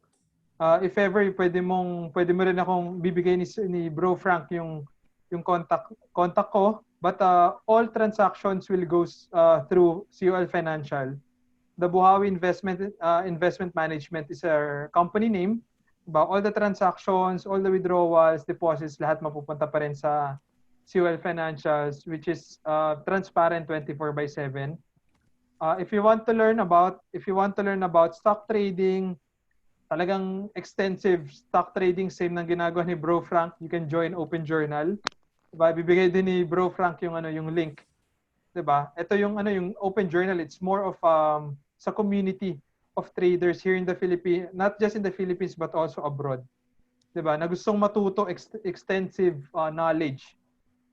Dig deep about technical analysis sa stock market. So yun. Okay. Yun. Maybe for closing remarks, Sir Larry? Yeah. Thank you, Sir Frank. And thank you very much, Sir Matt. Congratulations again. Napaka-successful yung topic natin today. Siguro may kasunod pa, no? Oo, bro, sabihan mo lang marami ako. pang naghihintay. Kasi Pagka susunod natin, pwede natin gawin, which is already in my mind, investment planning. So basically, it's more of identifying your risk appetite, saan yung appropriate kang pwede mag-invest. Diba? As of this moment, saan yung pwedeng okay mag-invest according to your risk appetite. So, yun, kung ano yung mga available investments sa Philippines, lalo na sa inyo OFWs. Diba? So, yun. Schedule na natin yun. Probably with part 2. Most likely, sir, meron. So, ang galing. Continuation. Thank you talaga. So, thank you, Sir Matt. So, Sir Larry, the program is okay? Yes, sir. Sir Joel, before we end this webinar, we would like to call our BPI, Engineer Richard Lipa, for the closing remarks and announcement of schedule of planned webinar. Okay. Thank you very much, Sir Larry, and thank you, Sir Matt, for wonderful sharing of your knowledge. I hope all of our Supreme members got simple knowledge from you, and hope someday again you will give us a continuation of your what you started. Anyway, just to make announcement to everyone, we will have a MERC by end of July and August. So anyone, I hope for the members, you already registered yourself. Then after that, we will have a GMM. And also, if you still have energy this afternoon, we have Toastmasters. So I will invite you to also open the link of Toastmaster. You can join, you can listen. So you can continue your learning while you are in your house. Our very own host is also a part of the Toastmaster. He is also being member. So thank you very much, Sir Larry. Thank you very much to the past presidents who are attending here, Press Joel, and of course the organizer, Engineer Frank, the one who bring Mr. Matt in this webinar, and of course to all Supreme members. Thank you very much to all of you, and see you on next webinar. I have nothing to say. Thank you very much. Thank you, bro, Matt. Thank you, everyone. Thank you, Sir Matt. Sa ulitin. Ingat kayo dyan. Ingat, sir. Ingat, sir. Ingat. Salamat. Yun. So, sa mga natitirang participants, so send ko na lang yung copy ng ng webinar. No? Sure. Pati yung slides, share ko din sa email. Okay. So, kaya sa group na mismo natin, no? Sir Frank, baka si Sir Joel. Si IPP may mga question. Si IPP Jeffrey, baka may sasabihin. Sir Jeff. Sir Jeff. Nandiyan pa ba? Sir Francis, nagre-raise kanina. Wala naman. Okay na, Sir Jeff. Nag-announcement din yung nominations. So, okay. Pinapolish na lang natin yung nomination proceedings and guidelines for the approval of the board. Okay, so we have the nomination for the 2021 set of BOD of the PSME UAE. So, nothing more to announce. Sir Bobby? Sir Bob? Salamat nga pala sa mga past president. Okay na. Okay, thank you very much sa ating sponsor, sa ating speaker, and then also it's a very successful one. Sana maulit. Si Sir Frank na bahala. Okay. Salamat sa lahat ng attendees natin. We have total of 68, I think, na attendees. Mabot sa 70, actually. Okay, 70. May dagdag lang pala ako, sorry. Baka this coming month, meron pang webinar. Nag-offer si Miss Joanna, nakalimutan ko. Yeah. So ano yan, baka i-announce na lang ni Engineer Frank sa group. Yun lang. Okay. Thank you. Very much sa natin. So, salamat sa kay Sir Noy sa Pangilinan. He's a Chairman Noy sa pagsuporta rin sa natin. Sa web. Sir, thank you, Press. anything to meron yung pinadala mong we have already some i-update pa namin yung yung Excel sheet ng mga attendees, yung mga nag-registered na. Yeah, actually you have around 33 attendees already as of now. Yeah. iano pa namin. Kasi as participant lagi namin, we are almost lagi, hindi kami bumababa ng 60. So, palagi ko doon ang ano namin. Baka yung namin. See you, sir, Noy, mamaya sa ako natin sa meeting. After 1 hour. So, thank you very much sa mga past president, kay Sir Francis Uy, kay Engineer Jan Sereno, kay Engineer Noel. Thank you very much, sir, sa pagsuporta nyo sa ano natin, sa webinar. At saka IPP, kay Sir Jeffrey. He keep pushing us to the limits. Kaya nga. So, thank you. Thank you. Ayaw pa nila umalis, sir. Baka marami pang tanong. Nandiyan ba si Sir Jodel, may yung ano, may seminar yata ang APEO ngayon. Ang location na matutuluyan. Sir. Dahil dito na kami may seminar ang APEO. Kasi yan, may webinar sila. Hindi ko nakuha yung schedule, sir. Anong oras ba yun, sir? Alas 2 yata or 1:30. Pwede pa send sa akin yung link, sir? Sige, send ko sa'yo. Salamat, sir. Okay. Sorry. So, of course, Sige, sir. Bye-bye. Bye. Bye, everyone. Bye-bye. Thank you very much. Bye-bye. Thank you very much. Basta kami nagdidesisyon on where to place